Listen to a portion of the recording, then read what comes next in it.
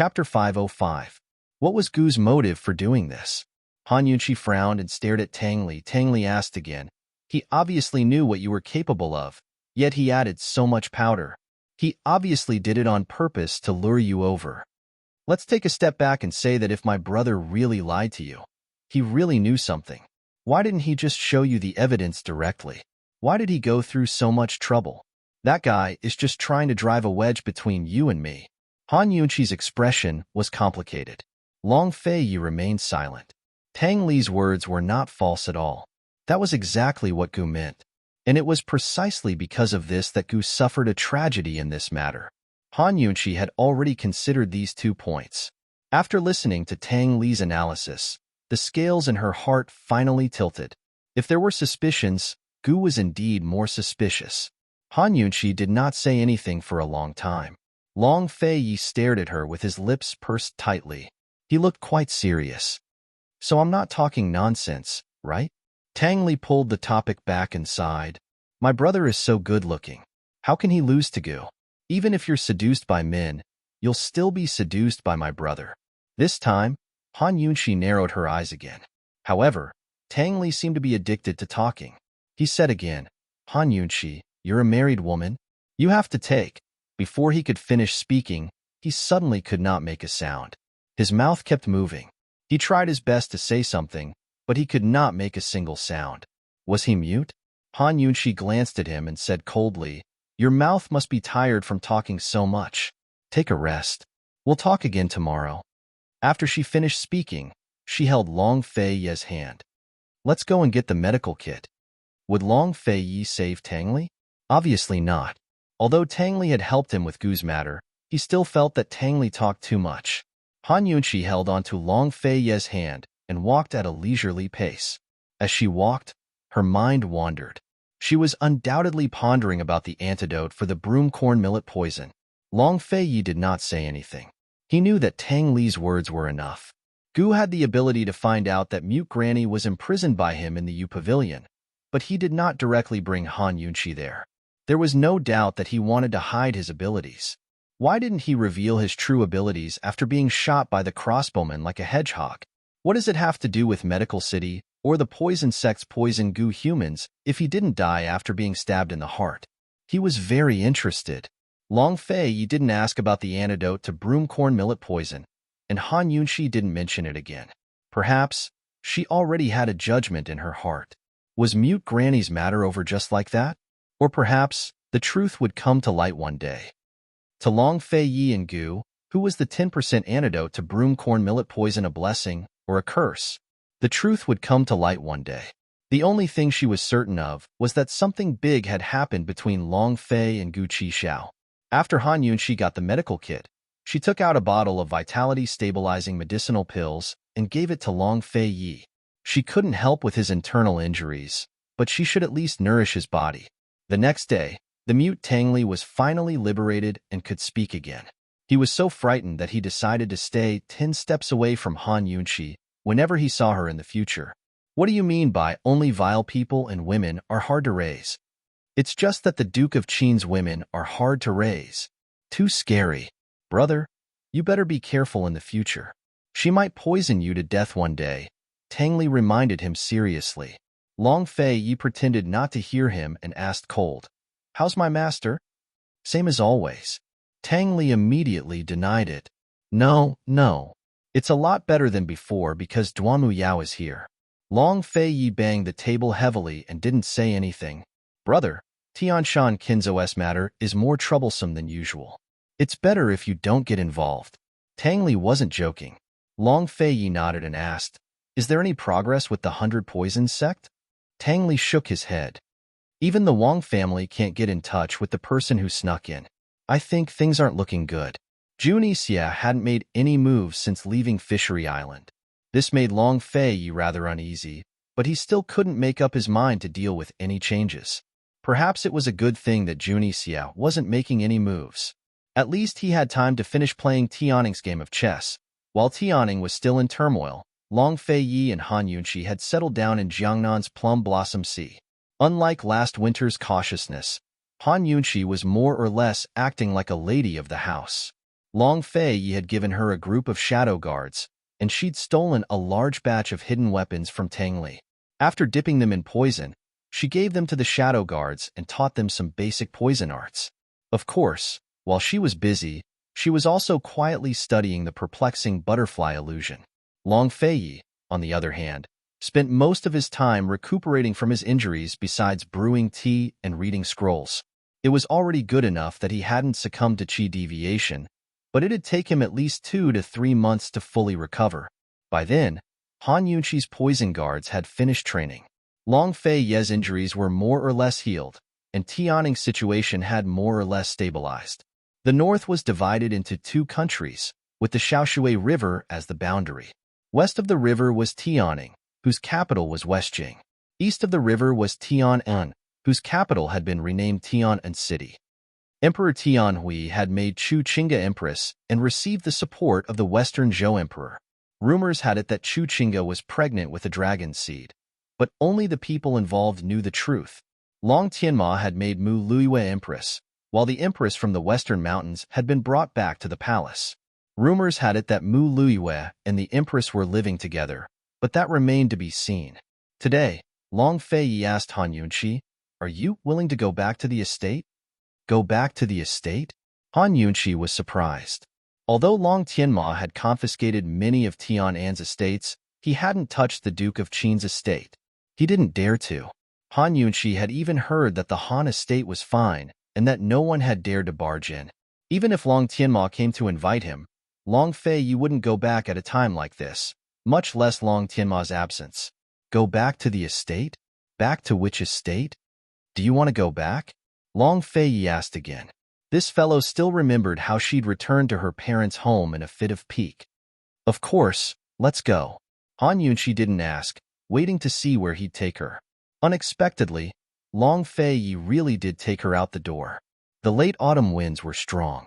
He untied his cloak and wrapped it around her. Just like before, he led her into the carriage.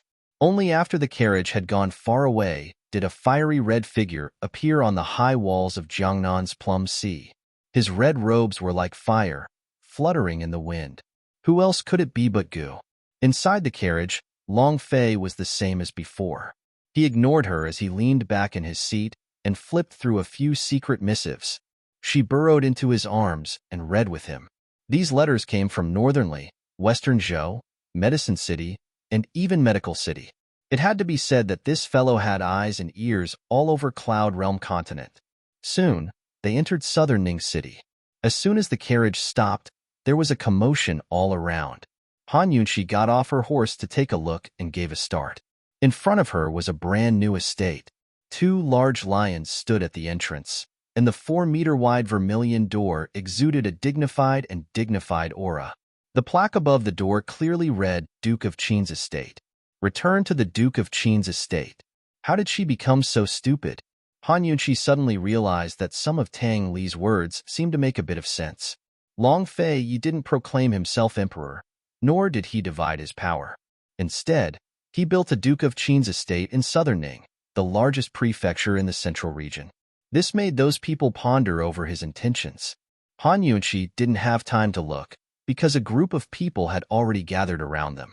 Among them were high-ranking officials, military generals, and even some of the more influential and famous families. Long Fei's estate was originally a temporary imperial residence. Since the renovation started 2 to 3 months ago, this group of people had been guarding it every day, waiting for him to show his face. The central region and Jiangnan were like a group of dragons without a leader. This group of people had been waiting for the stars and the moon. Finally, their master had arrived. There were at least 10 people, and all of them had prominent statuses. Unfortunately, Long Fei dismissed them with a single sentence. This prince is used to being idle and can't manage such a big matter. You can all go back. While everyone was still in shock, Long Fei had already led Han Yunqi into the estate. Han Yunqi inadvertently turned around to take a look. She unexpectedly met many reproachful and resentful gazes. She couldn't help but shiver. She thought that Long Fei was so idle, so there were probably many people who scolded her for being a femme fatale. This estate wasn't as big as the Duke of Qin's estate in Tian'an City. It also wasn't divided into many courtyards. There was only one independent courtyard named Leisurely Cloud Courtyard. However, everything in Leisurely Cloud Courtyard was exactly the same as the Hibiscus Courtyard. There was a mysterious palace and a loft. As soon as Han Yunxi and Long Feiyi arrived, Zhao Mama and the rest arrived as well. Each of them was happier than the other when they saw Han Yunxi. Although they didn't know how their mistresses had made up, it was good enough, wasn't it? Han Yunxi happily settled in. A few days later, all three clans in Medicine City sent letters asking to meet with Han Yunxi and Long Feiyi. Without a doubt, they were here for the sake of Pill Fiend Pharmacy. Han Yunxi hadn't forgotten about Pill Fiend Pharmacy, but she didn't know how to tell Long Fei about it. After all, Pill Fiend Pharmacy involved Gu Qixiao, who seemed to have gone missing. Even now, there was no news of him. After reading the letter, Long Fei generously sent Chu Shifeng to Pill Fiend Valley to deliver the message to Gu Qixiao. If he didn't show up, then they'd have full authority over Pill Fiend Pharmacy. Han Yunxi looked at Long Feiyi and wanted to say something, but didn't in the end. Her heart was filled with complicated feelings towards Gu Qixiao. Leaving aside everything else, Gu Qixiao had at least saved her life. If possible, Han Yunxi didn't want to lose him as a friend. Very soon, Chu Shifeng returned. Your Highness, esteemed Wang Fei, Gu isn't at Medicine Ghost Valley, but he left word that he won't care about Pill Fiend Pharmacy anymore. He only needs to deliver the silver to Medicine Ghost Valley on time. This doesn't seem like Gu's style at all. Someone come. Invite the three clans of Medicine City to meet with South Ning's Pill Fiend Pharmacy. Long Feiyi ordered. Now Han Yunxi was astonished. Since when did South Ning have a Pill Fiend Pharmacy? Tianan City's Pill Fiend Pharmacy hadn't even been built yet. Today, Long Feiyi brought her to a large, nameless estate near the Duke of Qin's estate. It had a spacious storefront, hidden storerooms, and many side rooms. Han Yunxi finally realized that Long Feiyi had long ordered people to start building Pill Fiend Pharmacy in South Ning Prefecture. However, construction had stopped for a long time and only resumed 2 months ago. Now it was all finished and waiting for the sign to be hung up. You can hang up the sign after we've finished our negotiations with Medicine City, Long Feiyi said. Han Yunxi looked at him as her heart warmed. This guy really is considerate. Han Yunxi looked around with Long Feiyi by her side. But when they reached the courtyard, they suddenly heard a resolute voice from next door. Even if I die here today, I won't go back.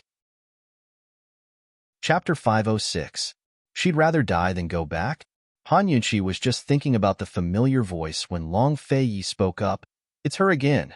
Yes, it's her again, Mu Ling-er.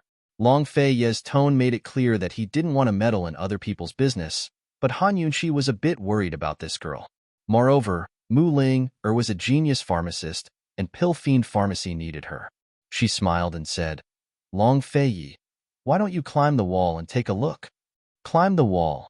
When had he, Long Feiyi, ever climbed a wall? With Han Yunxi in his arms, he silently flew up to a tree in the neighboring courtyard. From where he stood, he could see everything clearly. Han Yunxi suddenly felt that it would be great if she had a personal bodyguard like Long Feiyi.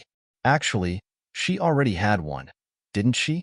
The person in the courtyard was indeed Mu Ling-er. At this moment, she was holding a dagger to her neck. The young man standing in front of her was dressed in bright clothes and had the appearance of a hedonistic son of a wealthy family. Behind him were a dozen or so sword-wielding bodyguards. His aura was fierce and overbearing. Stinking girl, do you think this young master can't do anything to you if you threaten me with death? The young man's insufferably arrogant attitude could only be described with his nose in the air. I'm not joking with you. If I die, do you think father will spare you? Mu Ling-er questioned loudly. At this point, Han Yunxi more or less understood what was going on. Mu Ling-er had offended the entire Medicine City because of the Empress Dowager's birthday banquet and had been pursued by them for over a year now. In the past year, her father, Mu Ling-er, probably helped her block a lot of things. However, when Han Yunxi heard that Mu Ling-er was short of money, she knew that her father couldn't withstand the pressure and wanted her to go back. If Han Yunxi guessed correctly, Mu Yingdong must have created the illusion of Mu Ling-er's death, and then secretly imprison Mu Ling for the rest of her life so that she could continue to be loyal to the Mu family. Han Yunxi couldn't help but sigh in her heart. Being born in a big family, if one was too useless, one would be discriminated against.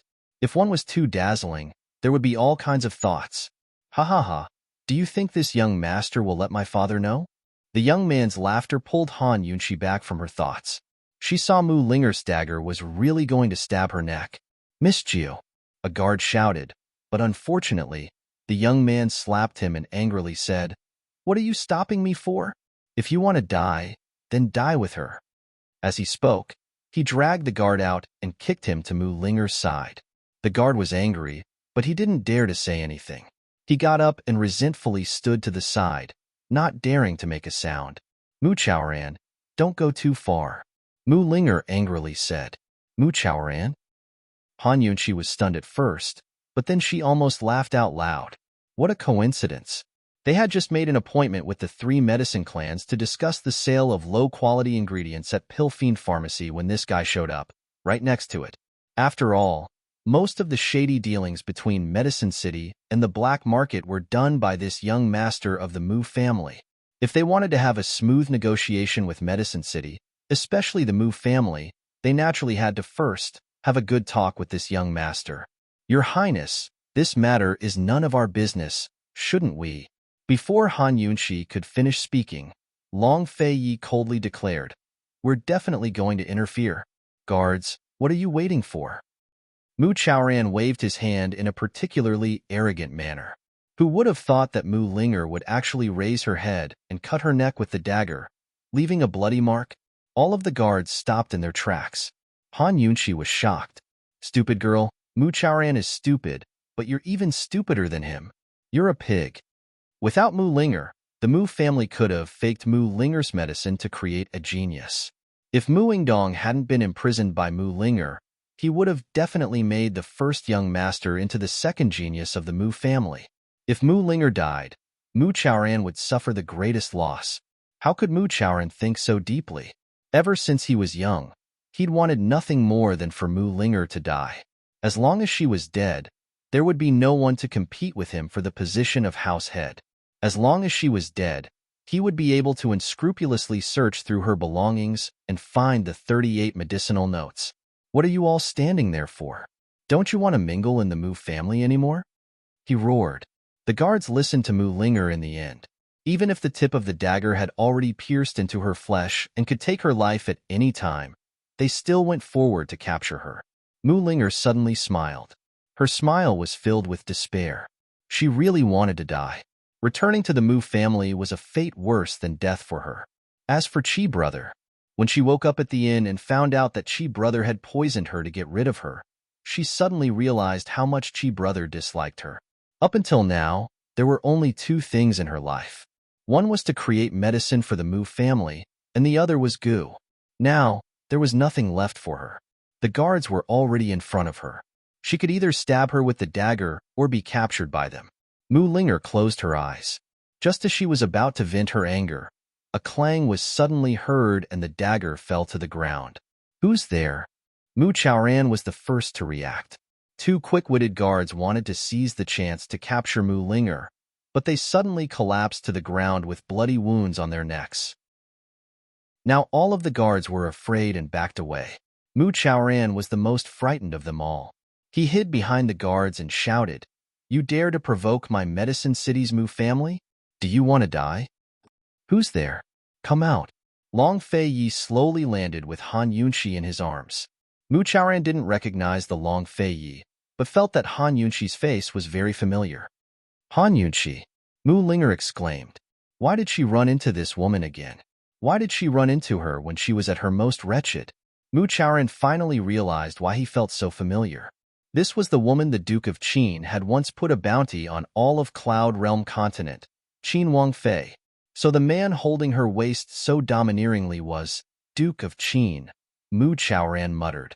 Mu Chaoran had spent the past few months searching for Mu Linger, so he had no idea that Zhang Sun Zilan had already surrendered to the Duke of Qin's estate.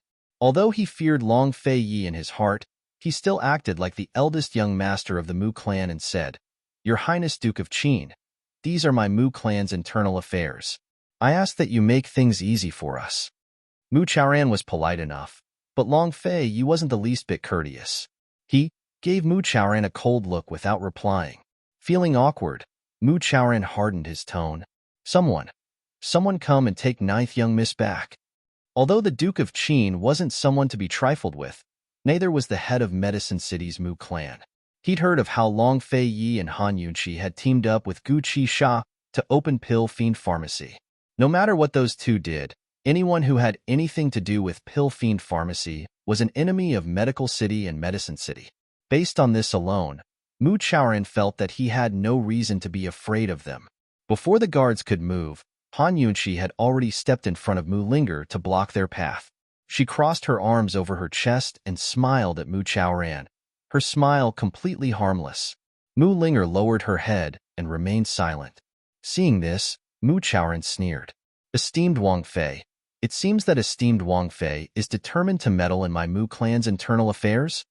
Han Yunqi smiled and nodded. Mu Chaoran didn't hold back and pointed at Han Yunqi. Very good. You'd better not regret this. Then he turned to leave. He might be stupid, but he wasn't stupid enough to try and fight the Duke of Qin with just a few people. He'd only taken 2 steps when he unwillingly turned back. Making an enemy of Medicine City is the same as making an enemy of Medical City.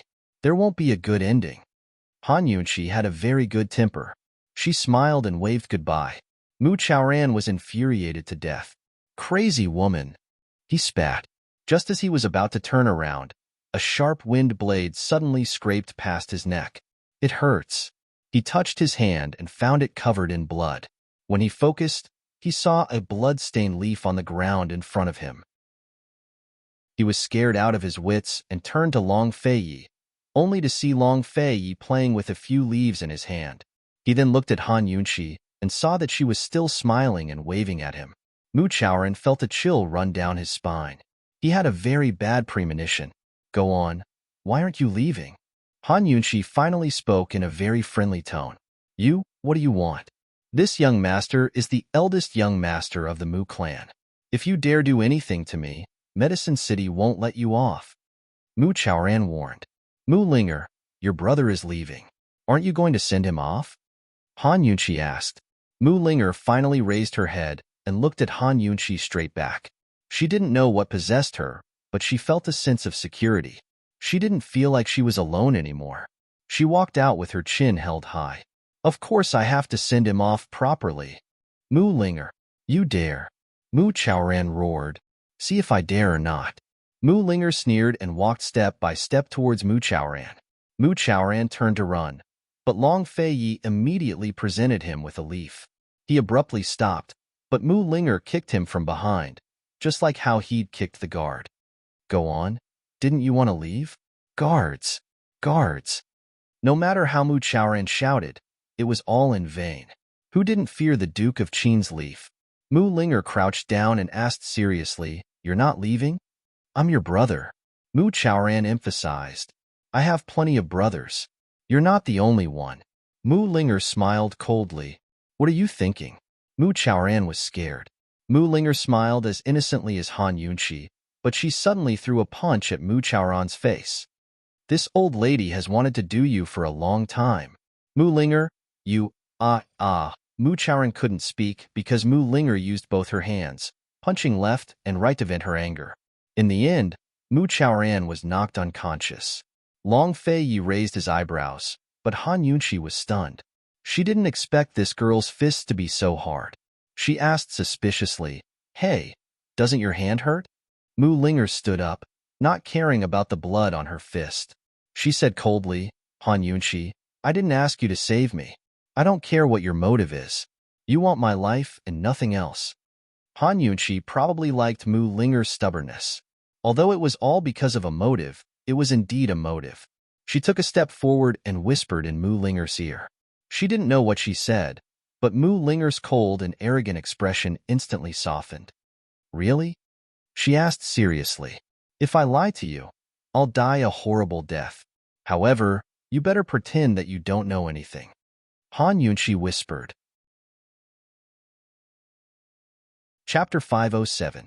What did Han Yunxi tell Mu Ling? Heaven and earth didn't know. Only the two of them knew. In any case, Mu Ling's entire being lit up. Han Yunxi, I believe you. Han Yunxi's focus was clearly on the latter part of her sentence.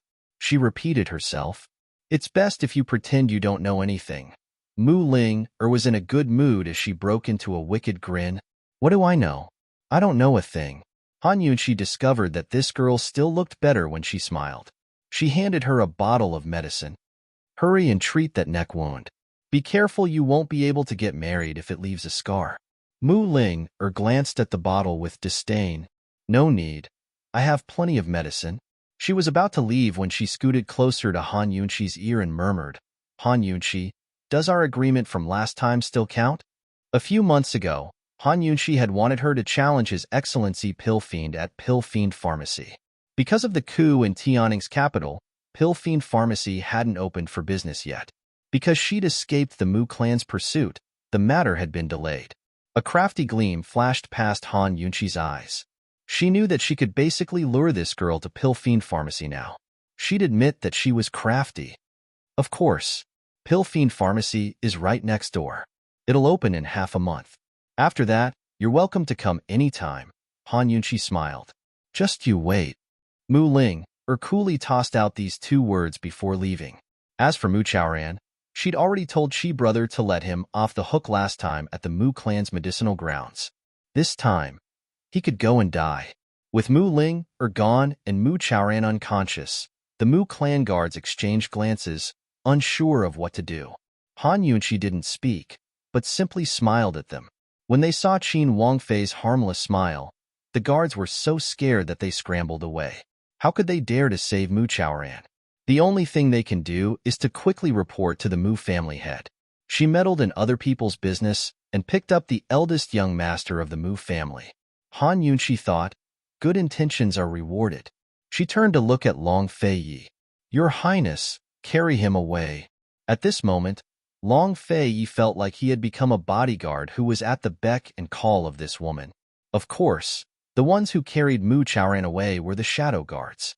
Long Fei Yi was so obsessed with cleanliness. In this lifetime, he would probably only carry Han Yunxi. Mu Chaoran was left in Pill Fiend Pharmacy for a day and a night. He hadn't even woken up when Mu Yingdong's handwritten letter arrived via Eagle. The tone of the letter was quite rude, stating that the black market business was one thing and the Mu family's business was another.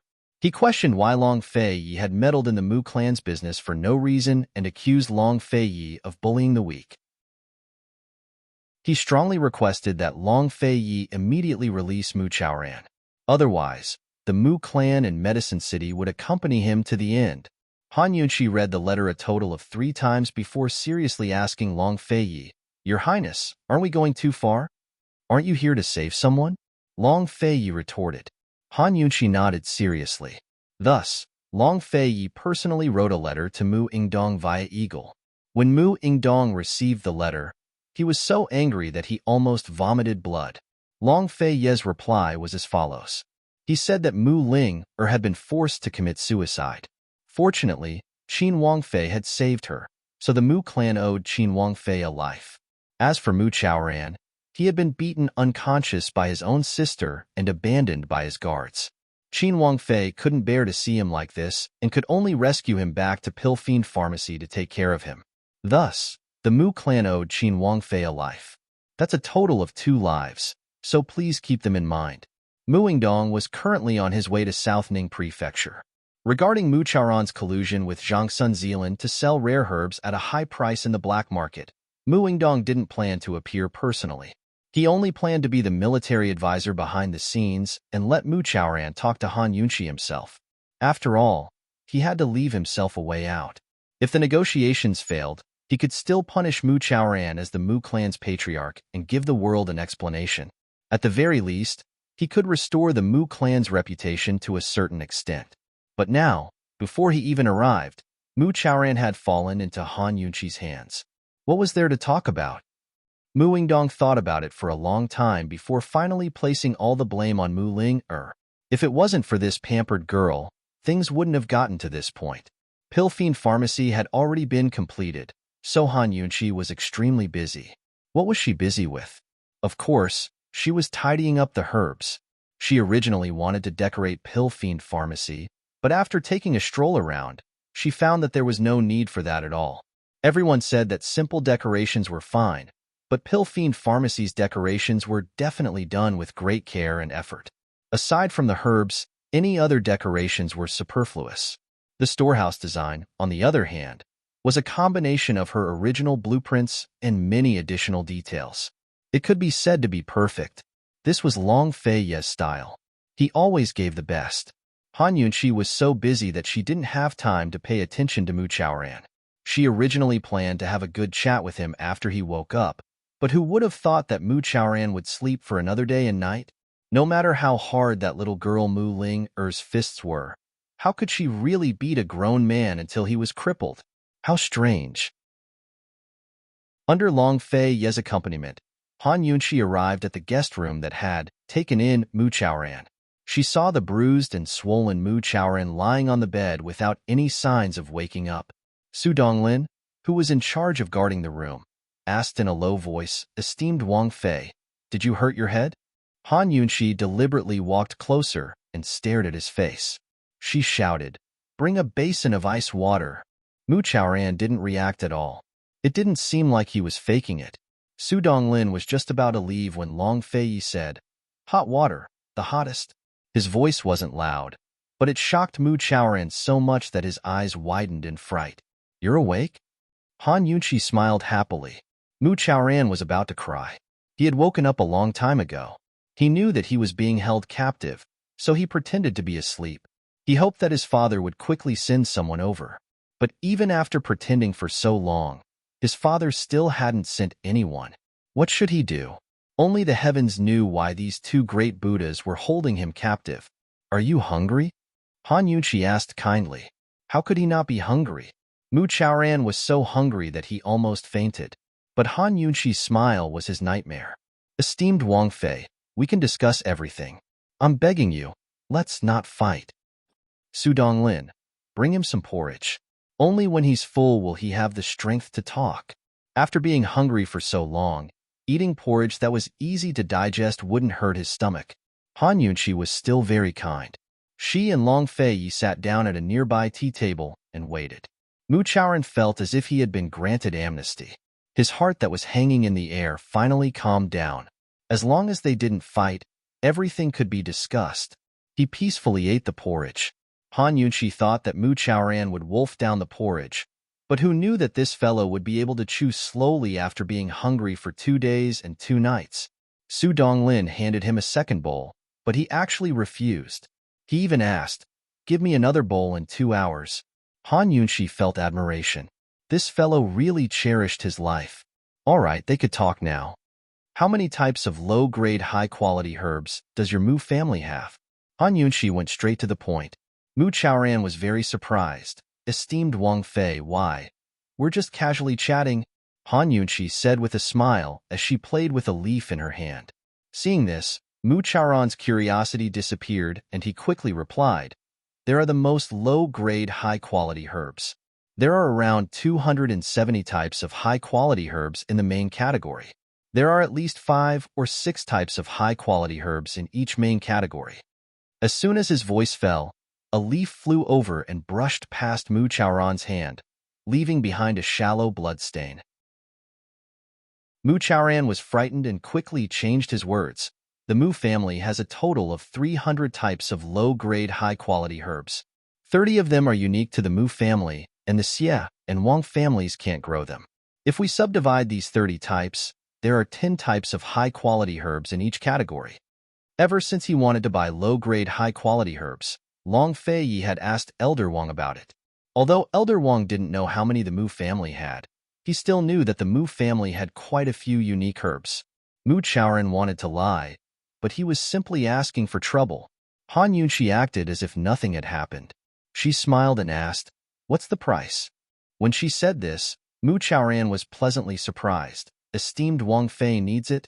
As soon as this one returns to the Mu family, I'll immediately send over a large batch. I guarantee esteemed Wang Fei will be satisfied." Mu Chaoran's pig brain couldn't even get in touch with Pill Fiend Pharmacy. But it wasn't his fault. Pill Fiend Pharmacy walked the high-end route of Medicine Ghost Valley. Why would it want low-quality herbs? How could I ask for them for free? Just give me a cheaper price. How about this? List out the prices for each type of herb. If there's a need, this Wang Fei will send someone to buy them, Han Yunqi said politely. Thus, Mu Chaoran thought himself clever. Tianning's in chaos, he thought. So there's bound to be chaos soon. When that happens, there'll be a lot of casualties. Medicinal ingredients will be in short supply. Han Yunqi and Long Fei Yi must be planning to stock up on medicinal ingredients. Although it was a bit expensive to use high-quality herbs, they could still afford to use low-quality ones. He assumed that Han Yunqi had seized the opportunity to detain him so she could haggle over the price. Just like that, Mu Chaoran listed an extremely low price that was close to the cost of production. There was no profit at all. Han Yunqi glanced at the price and was very satisfied. Seeing that Han Yunqi was satisfied, Mu Chaoran felt reassured. As long as she could let him go, he didn't mind making less money or even losing money. Esteemed Wang Fei, if there's nothing else, then this one will take his leave? Mu Chaoran said timidly. The sooner this one returns to the Mu clan, the better to personally prepare the goods for esteemed Wang Fei. We'll be working together for a long time, so there's no rush. In any case, your father should be here in a couple of days. You can go back with him then, Han Yunqi said with a smile. Mu Chaoran was stunned. For a moment, he didn't understand what Han Yunqi meant. There was too much information in those words. What long-term cooperation? His father was coming in person? 2 days later, Mu Yingdong didn't show up. Instead, it was the Wang clan's second master Wang Zhongyang, the Xie clan's eldest young master Xie Hongming, and the Mu clan's shopkeeper Zhou who showed up. The Wang and Xie clans were all involved in the black market's drug trade, while shopkeeper Zhou was only a servant. His Highness Duke of Qin and esteemed Wang Fei kept the Wang and Xie clan's people and allowed shopkeeper Zhou to return. His Highness Duke of Qin was very angry. Either the person involved or the clan head comes. What does a trifling shopkeeper want to talk to this prince about? Esteemed Wang Fei was very understanding. Eldest young Master Mu is already at Pill Fiend Pharmacy, so there's no need for the Mu clan to send anyone. Mu Yingdong, who was hiding in the inn, was caught between a rock and a hard place. He had no choice but to personally show up and become the only clan head of Medicine City's 3 clans to show up. He was so depressed that he almost died. Now that the 3 clans had all arrived, how would this deal be discussed? How would the clueless Mu Chaoran react when he saw his father? Chapter 508. Behind Pill Fiend Pharmacy's enormous store was a garden, and behind it was a luxurious reception hall. Second Master Wang Zhongyang and eldest young Master Xie Hongming didn't know about Mu Chaoran's affairs, so they weren't surprised to see him sitting there. Mu Chaoran, on the other hand, was stunned. Why were these two here? His Highness Duke of Qin and Qin Wang Fei had only told him that his father was coming to drink tea, but nothing else. Of course he knew that his father wasn't just here to make tea, and that Qin Wang Fei wasn't just asking for the price of ingredients. But what did this have to do with the Wang and Xie clans? Could it be that Qin Wang Fei was going to shop around? The Duke of Qin's estate was rich and overbearing, so why was she so unhappy about doing business? Was she planning to stock up on a lot of ingredients? That was Mu Chaoran's analysis. Therefore, he decided to remain silent once again, thinking that he was clever. After all, he'd quoted the lowest price. The Xie and Wang clans couldn't possibly go lower than him, unless they wanted to make a loss. High-quality ingredients had high requirements for soil and care. The Mu clan had plenty of fertile fields and skilled labor, so their costs were naturally lower than the Wang and Xie clans. Therefore, the Mu family had the upper hand in terms of price and quality of medicinal herbs. Mu Chaoran didn't know about Mute Granny, much less that his father had been cheated out of a treasure by Qin Wang Fei in order to save Mu Ling. He thought himself clever. If he could close this deal, he'd forget all the unpleasantness from before and form a personal friendship with the Duke of Qin. Tianning was divided into 3 parts. Although the Duke of Qin hadn't declared himself emperor, he was still the hegemon of the south-central regions. Forming a friendship with him would at least give him a way out. The 2 men from the Wang and Xie clans bowed and took their seats, But His Highness Duke of Qin and Qin Wangfei didn't say anything. Firstly, there was a difference in status. Secondly, the two of them didn't dare to speak up. Instead, they sent inquisitive looks towards Mu Chaoran. But after much thought, Mu Chaoran pretended not to see them and calmly drank his tea. After a period of silence, it was Wang Zhongyang who spoke up. Your Highness Duke of Qin, they haven't all arrived yet? The Mu clan head hasn't arrived yet, Long Fei Yi replied. These words sent waves through the Wang and Xie clans. How could this be? Mu Yingdong actually came in person? They were here to settle the ugly business of the black market's medicinal herbs in private. Qin Wangfei could only buy and sell the low-end premium herbs she wanted privately. One had to know that Pill Fiend Pharmacy was under Gu Qisha's name. If they were to publicly supply medicinal ingredients, Medical City would definitely object. It was not appropriate for the patriarch to appear in such matters. Firstly, if this matter were to be exposed one day, the clan head would have no way out. Secondly, if the other party raised a high request, the clan head would have no way to refuse. Things were a little complicated. Wang and Xie looked at Mu Chaoran and saw that he was very relaxed. Thus, they decided not to say anything more. Therefore, when Mu Yingdong came over, everyone present was very silent. Mu Yingdong sat down beside Mu Chaoran and glared at him fiercely. Mu Chaoran thought it was about Mu Ling, and let him stare. Mu Yingdong glanced at Wang and Xie and said, "What are you talking about? Looks like old man is late." Since the Mu clan head came personally, how could we talk without waiting for you? Han Yunxi smiled. Hearing this, Mu Yingdong understood what was going on. He stood up and raised his teacup. Your Highness Duke of Qin, esteemed Wang Fei, I've heard that you two worked tirelessly to reform Gu Qisha and sell medicine to save people. This one admires you endlessly. Although Gu Qisha refused to sell his medicine in the past and watched people die without saving them, this one feels gratified that he's turned over a new leaf and walked the right path. Today, I've personally come to deliver a medicine command token to show my support.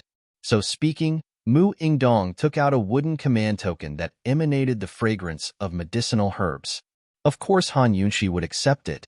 Even if Mu Yingdong didn't give it to them, they'd ask for it in today's negotiations. That was because a medicine command token was equivalent to a permit to do business. In Cloud Realm Continent, all legitimate pharmacies had to have such a thing, or else they wouldn't be recognized by the medical community. Otherwise, no one would openly sell medicine to you, much less let their patients fill prescriptions. The command tokens were in the hands of Medicine City, so all three families had the right to issue them. Han Yunxi accepted the token with a clear conscience, but Mu Chaoran was stunned. Father didn't need to spend so much money just to get on good terms with the Duke of Qin, right? He'd even publicly recognized Pill Fiend Pharmacy. Although he made it sound so dignified, it'd be hard to explain to Medical City later. As for the Wang and Xie Wangs, they remained silent. Mu Yingdong was a wily old fox, so he didn't mention a word about the black market. Instead, he gave Pill Fiend Pharmacy such a huge benefit as soon as he arrived. Qin Wangfei probably knew what was going on and wouldn't make things too difficult for them. After Han Yunxi accepted the command token, Mu Yingdong added, Your Highness Duke of Qin, esteemed Wang Fei, since my Mu clan has issued the command token, we'll do our best to assist Pill Fiend Pharmacy. Of course, we'll also strictly monitor its sales. I hope the two of you can understand. Han Yunxi couldn't help but admire him for his bureaucratic words. If Mu Yingdong had asked for Zhangsun Zealand's records as soon as he arrived, that would have been too low class. Mu Yingdong wasn't here to settle things privately. He was here to publicly support Pill Fiend Pharmacy. It was fine as long as everyone was well aware of those scandals. Putting on an official front and not leaving any evidence to be used against each other was also quite good. As a result, Han Yunxi followed Mu Yingdong's lead and said, With Mu clan head's words, this Wang Fei can rest assured. Pill Fiend Pharmacy is quite interested in low-end quality medicinal ingredients. Is Mu clan head willing to cooperate? Of course. Mu Yingdong was very straightforward. At this time, the Wang and Xie Wangs hurriedly spoke up. Esteemed Wang Fei, the Wang family is also willing to cooperate. Esteemed Wang Fei, The Xie family is willing to supply Pill Fiend Pharmacy. This one has full authority over the price. Since Muingdong had issued the command token, the Wang and Xie clans didn't need to bear the pressure of Medical City. They naturally had to publicly curry favor with Pill Fiend Pharmacy and were eager to express their stance. Mu Chaoran hadn't said anything until now. When he heard the word price, he only smiled coldly. How many low-end quality medicinal ingredients does Pill Fiend Pharmacy intend to buy? Muingdong was very straightforward. He had suffered from insomnia for an entire night before coming up with this method to deal with this negotiation. Right now, he just wanted to quickly conclude this matter and go back to teach Mu Chaoran a lesson. Then, he would increase the search for that damned girl Mu Ling and bring her back. Of course, he was also worried about Mute Granny. However, Long Fei Yi and Han Yunqi hadn't made any moves on this matter, so he couldn't make a decision for the time being. How much, that's hard to say, Han Yunqi said seriously. Why is it hard to say? Esteemed Wang Fei, we're all straightforward people. Just name a quantity and old man will name a price. Mu Yingdong said. What? Will there be a discount if the quantity is higher? Han Yunqi asked curiously. Of course. The higher the quantity, the greater the discount. Mu Yingdong decided to take advantage of Han Yunqi. Even Gu Qi Sha wouldn't necessarily know the exact price of these ingredients. TSK. It looks like Househead Mu is quite the talent for business. Han Yunqi smiled. It was absolutely ironic that people from Medicine City and Medical City, who helped the dying and healed the wounded, were praised for their talent in business. Mu Yingdong was quite embarrassed. How much does esteemed Wang Fei need? Let's take a look at the types and prices first. Han Yunqi became serious. Mu Yingdong took out the list of ingredients. There were 270 types of low-end quality ingredients and their respective prices. Not to mention the 30 types Mu Chaoran had mentioned, the prices were also very unreasonable. This price was 5 times higher than Mu Chaoran's price. Mu Yingdong, why don't you just go rob a bank? Han Yunqi was very direct. Househead Mu, I heard young Master Mu say that the Mu family has 30 types of low-end quality ingredients that this Wang Fei is very interested in. Why isn't there anything on the list? Mu Yingdong immediately looked at Mu Chaoran. Mu Chaoran lowered his head, not daring to meet Mu Yingdong's gaze. Pill Fiend Pharmacy was competing with Medicine City for the low-end quality ingredients. If the Mu family were to lose those 30 types of ingredients, they would lose the entire low-end market. If this was any other time, Mu Yingdong would have refused. However, this seemingly ordinary transaction was in the hands of the other 3 families. They had no right to bargain. Mu Yingdong could only agree. We do have some, but they're not on the list. What's the price? Han Yunqi asked again. Mu Yingdong gave a high price, 5 times higher than Mu Chaoran's. Han Yunqi's eyes flashed dangerously for the second time, but she still smiled. What if this Wang Fei wants 50 dan of each type? How much discount can Househead Mu give? 50 dan of each type? That's more than 30 bags per dan. Is this woman crazy? It would be strange if so many ingredients didn't go bad. Moreover, if the ingredients weren't picked, the longer they were planted, the better. Once they were picked, the longer they were stored, the weaker their medicinal effects would become. They would either rot or rot. Everyone present was shocked. Long Fei Yi, who had been watching from the sidelines, also frowned at Han Yunqi. Han Yunqi continued to do as she pleased. Househead Mu, it would be too insincere of you not to give me a big discount for such a large quantity. Mu Yingdong pondered for a moment, then decisively said, since esteemed Wang Fei is so sincere, this old man will give His Highness Duke of Qin some face and give you a 20% discount. 20% discount? That was the equivalent of a 20% discount. A bag of ingredients was 50 taels, so a 20% discount was 40 taels. Mu Chaoran's starting price was only 10 taels. They wouldn't make a loss even if they sold it for 10 taels. Han Yunqi was angry. Your Highness, your face is only worth such a small discount. Let's just not buy it. Long Fei Yi said, then let's see them out. How could the atmosphere change so quickly? Not to mention the Wang and Xie siblings, even Mu Yingdong was frightened. If the deal didn't go well, the scandal would be exposed. Esteemed Wang Fei, then name a price. Mu Wingdong hurriedly said. He thought that no matter how good Han Yunqi was at bargaining, she wouldn't be able to lower the price. But who would have thought that Han Yunqi would very bluntly say, "You can keep 20% for yourself. Give me an 80% discount." With an 80% discount, it happened to be Mu Chaoran's starting price. It was also the Mu family's lowest price. Mu Wingdong's cold gaze shot towards Mu Chaoran. He wished he could shoot him to death on the spot. This unfilial son. He actually revealed all of his secrets to others. He even talked so much. It was simply a joke. Chapter 509. Despite his anger, Mu Wingdong couldn't help but acknowledge Han Yunqi's intelligence. That was because this was his bottom line. If the price was lower than this, he wouldn't compromise and would only allow them to expose his ugly deeds. If the price was higher than this, they would be able to make a profit. At the very least, they would be able to find some comfort in this matter. However, they were stuck at this price. It was like a chicken rib that was tasteless to eat, but a pity to throw it away. His old life had almost died from depression. Mu Wingdong thought it over and over again, but he still found some comfort. Han Yunqi wanted such a large amount, so they should clear out the stock. At the very least, they should convert all the stock that was about to go bad into silver. In a sense, they would make a small profit. As a result, Mu Wingdong readily agreed. Hee, this old man naturally has to give face to the Duke of Qin.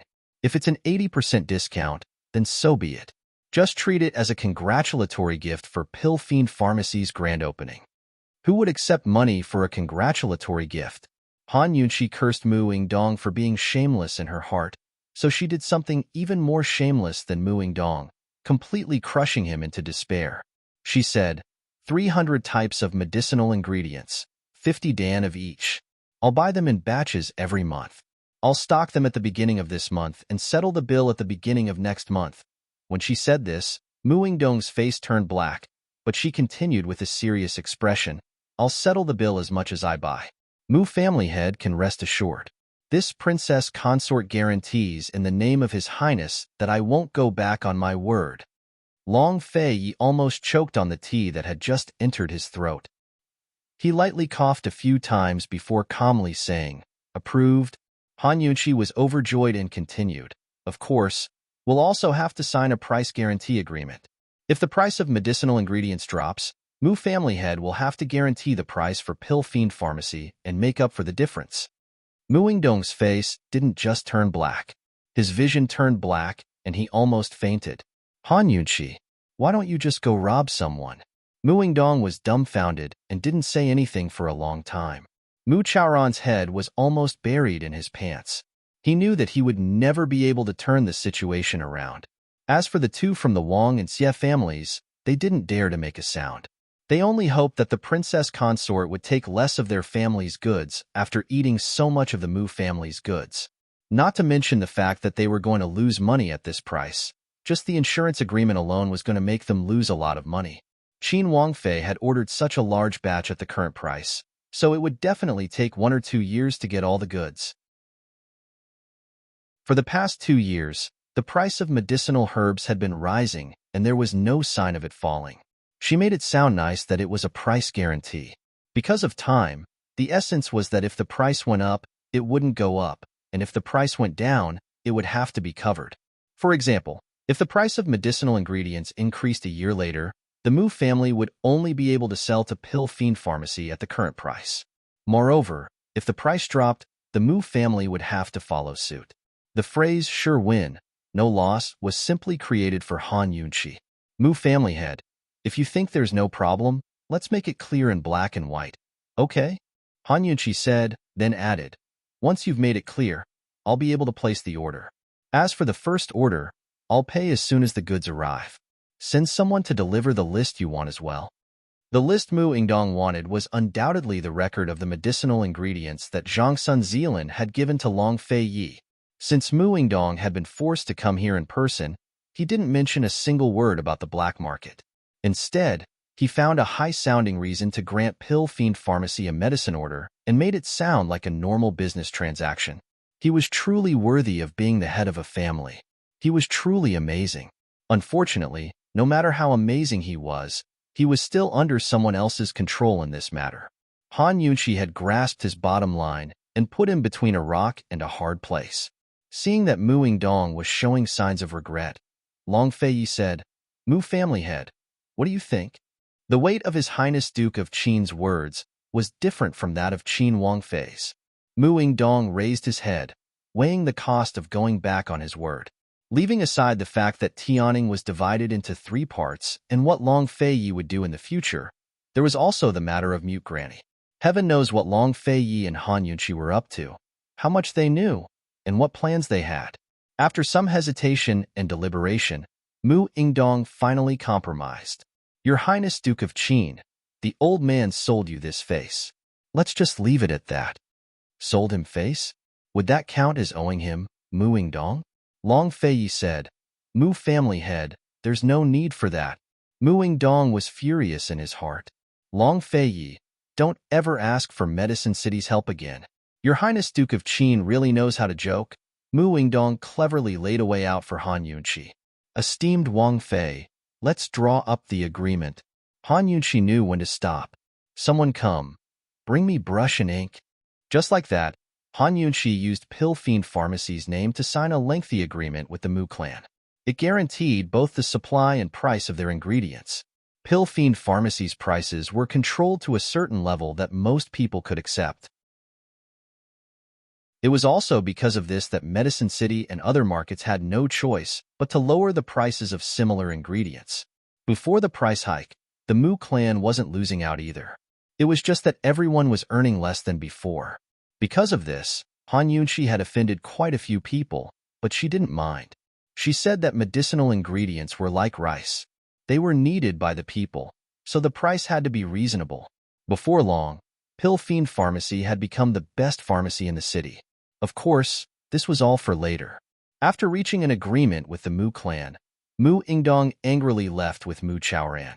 The Wang and Xie clan elders had made ample preparations, but now they sat there in a daze, unsure of what to do.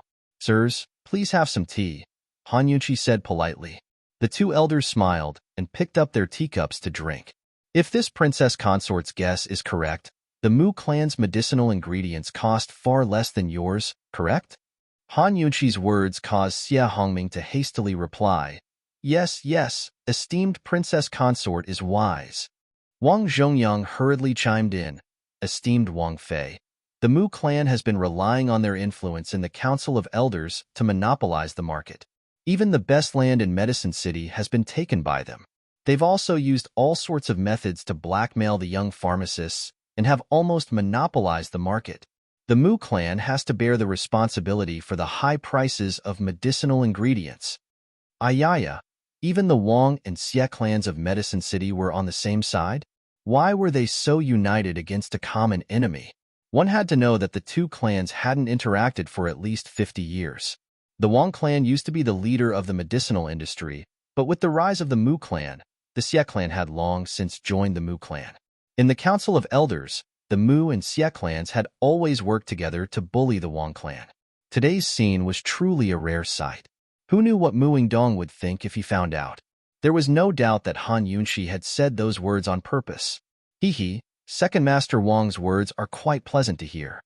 The Mu clan's influence has grown over the years, but unfortunately, they don't have the style of a great clan. On the other hand, the Wang clan's style remains the same and is worthy of respect. Han Yunqi was praising the Wang clan, not Wang Zhongyang, but Wang Zhongyang took it as a compliment and was extremely proud of himself. "Esteemed princess consort, I am indebted to you for thinking so highly of me." Xie Hongming quickly chimed in, "My father often says that Medicine City's strength of character lies in the Wang clan. I agree with esteemed princess consort." Unlike Xie Hongming's shallow flattery, Wang Zhongyang was much more cunning and went straight to the point. Just like Mu Yingdong, he didn't mention a single word about the black market. At the same time, Han Yunqi personally made a trip to Medicine Ghost Valley to make an inventory of the ingredients she needed. She brought some back herself and left the majority to her servants. Han Yunqi wasn't planning to settle old scores with the broom corn millet poison incident. Like before, She hoped that Gu would come to Pill Fiend Pharmacy. After all, half of the business belonged to him. Unfortunately, she didn't see Gu at all in Medicine Ghost Valley. She assumed that he'd show up once Pill Fiend Pharmacy became famous. Unfortunately, it was as if he'd vanished into thin air without a trace. On an auspicious day, the sounds of congratulations and firecrackers mingled together to create a lively atmosphere.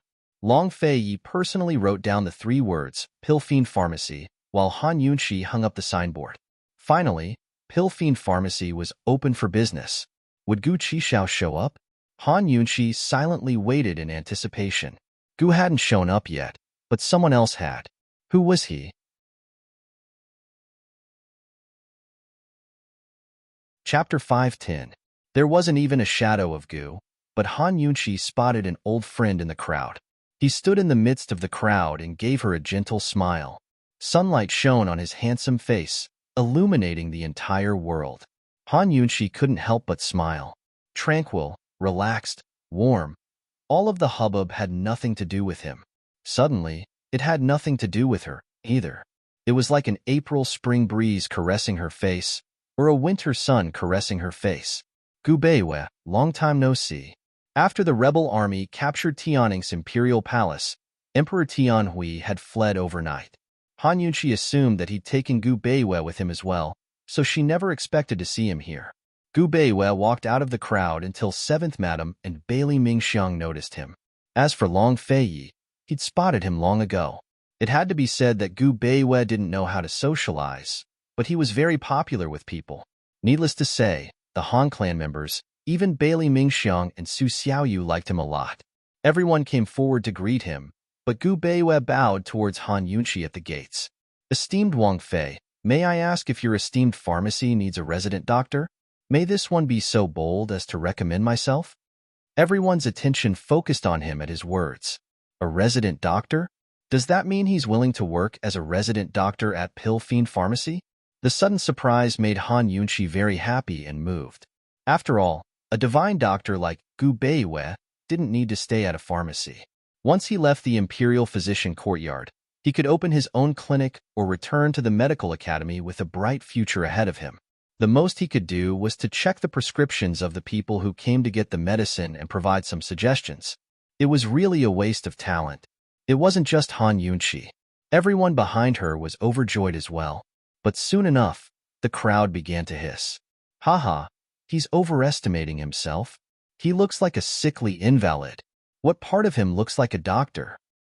Pill Fiend Pharmacy isn't some random place. Young man, you don't know the difference between heaven and earth. Most of the doctors stationed in medicine halls weren't anything special, but Pill Fiend Pharmacy wasn't an ordinary medicine hall. The doctors stationed here couldn't be careless. How could Gu Beiwei be a casual person? He was calm and collected, but Han Yunxi was anxious. Just as she was about to explain, an immortal-looking old man walked out of the crowd. He gently squeezed Gu Beiwei's right shoulder, and Gu Beiwei's shoulder seemed to have suffered a great blow. It suddenly collapsed, and his whole body squatted down. It was just a light pinch. No matter how weak his body was, it shouldn't be so weak. What's going on? Everyone was shocked. Han Yunxi was about to rush over, but Long Fei Yi pulled her from behind. He said, "What's the rush?" Gu Beiwei squatted on the ground with a pained expression on his face. It was unknown if he was deliberately keeping quiet, or if he was in too much pain to speak. "Young man, it hurts a lot, doesn't it?" the old man asked indifferently. Gu Beiwei nodded. The old man gently squeezed Gu Beiwei's left shoulder again. This time, Gu Beiwei's left shoulder also collapsed. His shoulders drooped, making him look especially weak. The old man circled to Gu Beiwei's back and gently pushed Gu Beiwei's palm as if he was doing Tai Chi. Gu Beiwei huffed and let out a long sigh. "Do you feel better?" the old man asked again. Gu Beiwei nodded again. The old man stroked his beard seriously and muttered to himself, "Dampness is the most evil of all. It harms the young, and those who harm the young will become weak, sick, and die." As he spoke, he circled to Gu Beiwei's back and took out a golden needle. After performing a few strange movements, he pierced it into Gu Beiwei's neck. A needle was usually inserted in a spiral and wouldn't go too deep. But the old man's needle pierced in, and it was especially deep. Everyone watched with trepidation, but Gu Beiwei didn't seem to have any abnormalities. Han Yunqi was the most attentive of them all. Although she wasn't reassured, Gu Beiwei's medical skills were so exceptional that he wouldn't stay silent if he was hurt. Thus, she decided to keep quiet for now. After a while, the old man started to massage Gu Beiwei's left and right shoulders again. Everyone stared fixedly, but Gu Beiwei didn't have much reaction. However, when the old man pulled out the golden needle, they saw that the golden needle had turned completely black. It was so black that it was shining. This wasn't the most amazing thing. The most amazing thing was that this golden needle was actually wet. This time, everyone was shocked. What was going on? They saw Gu Beiwei slowly stand up and shrugged his shoulders. Not only was he fine, he looked much more energetic than before. He looked radiant. Was the dampness removed? Was it cured? Dampness was accumulated over the years, and it was very troublesome to treat. It had to be treated from all aspects. Without 2 or 3 years of good rest, there wouldn't be any effect at all. This sickly person was so energetic. Could it be that 2 or 3 needles could remove the dampness? Someone in the crowd immediately asked, "Old man, does this count as removing the dampness?" The old man's face was unfathomable, and he didn't answer. He sized up Gu Beiwei and said lightly, "half a gram each of Feng, Qinggan, Weiling Xian, and Sangji. Decoct them every day and drink them as tea." After he finished speaking, he flicked his sleeves and calmly walked out of the crowd. Everyone unconsciously opened up a path, thinking that this person must be a hidden expert. Gu Beiwei didn't thank him, nor did he show much concern. He touched his neck with a gentle expression. The old man walked slowly step by step, looking like an immortal and calm, but his heart was filled with anxiety. Step by step, he walked slower and slower. Qin Wangfei had long posted a notice to recruit talented people. He'd shown such a godly skill at Pill Fiend Pharmacy's gates, so why hadn't Qin Wangfei asked him to stay? Shouldn't she be courteous to him and invite him to stay as a resident doctor at Pill Fiend Pharmacy? Finally, the old man stopped. If he kept walking, he'd really be too far away. After some thought, he turned to Gu Beiwei and said, "Young man, the old man has only accepted one disciple in his life. He's the head imperial physician of Tianning, Gu Beiwei. Although there's a difference between the two of you, you've met the old man by fate today. Come, follow the old man to learn acupuncture." His words sent the crowd into an uproar. No one expected this old man to be Gu Beiwei's master. Gu Beiwei might only be a 5th-ranked divine doctor, but his medical skills had long surpassed that. Moreover, his reputation in Tianning was even greater than that of the medical academy's doctors. Could it be that he'd followed this expert after his grandfather passed away?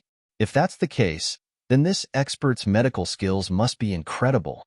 The crowd was in an uproar. Everyone was astonished, but Han Yunqi and the others were the most surprised. How could there be such a blind person in the world? There's really no saving him if he can trick people to this extent. Han Yunqi and the others were all silent. Long Fei Ye's lips were twitching. He'd long seen through this old man's lies, but he never expected this kind of ending. Unexpectedly, Gu Beiwei wasn't angry at all. Instead, he smiled modestly and said, "This one is untalented, so I won't seek connections with you. Are you an idiot? Young man, have you lost your mind as well? Don't you want such a good opportunity? Young man, do you know who Gu Beiwei is? It's your good fortune to be able to become fellow disciples of the same sect as Imperial Physician Gu." All sorts of voices came from all directions, but Gu Beiwei was truly good-natured. He sighed softly and didn't try to explain himself. He only bowed to Long Fei Yi and Han Yunqi before preparing to leave. Han Yunqi had planned to expose that old swindler and humiliate him, but all her anger vanished when she saw Gu Beiwei's carefree demeanor. He wasn't afraid of trouble, but simply kind and compassionate. He always turned big problems into small ones, kept a low profile, and didn't care about honor or disgrace. He was the most cultured doctor she'd ever met. Seeing this, the old uncle was dumbfounded. He only knew a few unorthodox medical skills. A few days ago, He'd accepted a sum of money and agreed to infiltrate Pill Fiend Pharmacy as an informant. Today, Pill Fiend Pharmacy had opened, so he'd only come to check out its depths. He'd wanted to seize the opportunity to show off his skills when he saw this sickly invalid. Who knew that he'd run into such a weirdo? Although it was a bit awkward, the old uncle still pretended to be calm. He smiled magnanimously and turned to leave. He thought that even though he hadn't succeeded this time, he'd at least attracted Qin Wangfei's attention. Next time, he'd find a chance to meet her by chance and enter Pill Fiend Pharmacy. With that in mind, the old uncle was about to leave with peace of mind. But at that moment, a surprised voice called out from outside the crowd, "Imperial Physician Gu, Imperial Physician Gu, you're here too? Imperial Physician Gu?" In a flash, all the onlookers turned to see a spirited girl walking towards Gu Beiwei. "Imperial Physician Gu, why are you leaving after arriving at Pill Fiend Pharmacy? Does His Highness Duke of Qin and esteemed Wang Fei not welcome you?" The young lady asked jokingly. Before Gu Beiwei could reply, Han Yunqi laughed and said, "How could they not welcome you? Imperial Physician Gu, you just said that you'd be a resident physician at Pill Fiend Pharmacy. You have to keep your word." This time, the crowd exploded. This sickly invalid was actually Gu Beiwei? So that old man was a big liar. Gu Beiwei smiled helplessly. When he turned around, he saw that the group of people behind him were all dumbfounded, especially that immortal old man. The old man wanted to take the opportunity to slip away, but he was immediately grabbed by the crowd and beaten to a pulp. Han Yunqi couldn't be bothered to bicker with a clown like him.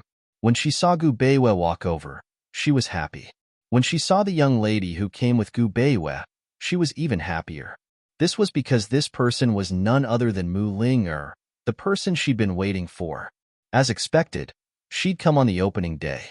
"Esteemed Wang Fei, if you don't mind, Gu Beiwei is willing to serve Pill Fiend Pharmacy for the rest of his life," Gu Beiwei said seriously. His voice wasn't loud or domineering, but it shook everyone's hearts. How could the words "for the rest of his life" be said so casually? After all, saying "for the rest of his life" was a promise. These words were a bit ambiguous, but before anyone could think too much about it, Gu Beiwei added, "I hope that this one will have the good fortune to help the people with your highness and esteemed Wang Fei." A complicated look flitted through Long Fei Ye's eyes, but he didn't say anything. Han Yunqi immediately agreed. Pill Fiend Pharmacy's good fortune? At this time, Gu was watching this scene from a nearby rooftop. His eyes narrowed into slits. He wanted nothing more than to go down there and give that old man a few slaps. That's right, he was the one who'd hired that old man. Who knew that he'd be such a scum? While Gu was fuming, he heard Mu Ling shout, "Qin Wang Fei, I've come to challenge His Excellency Pill Fiend. Please tell His Excellency Pill Fiend that Medicine City's Mu Ling is here to fight."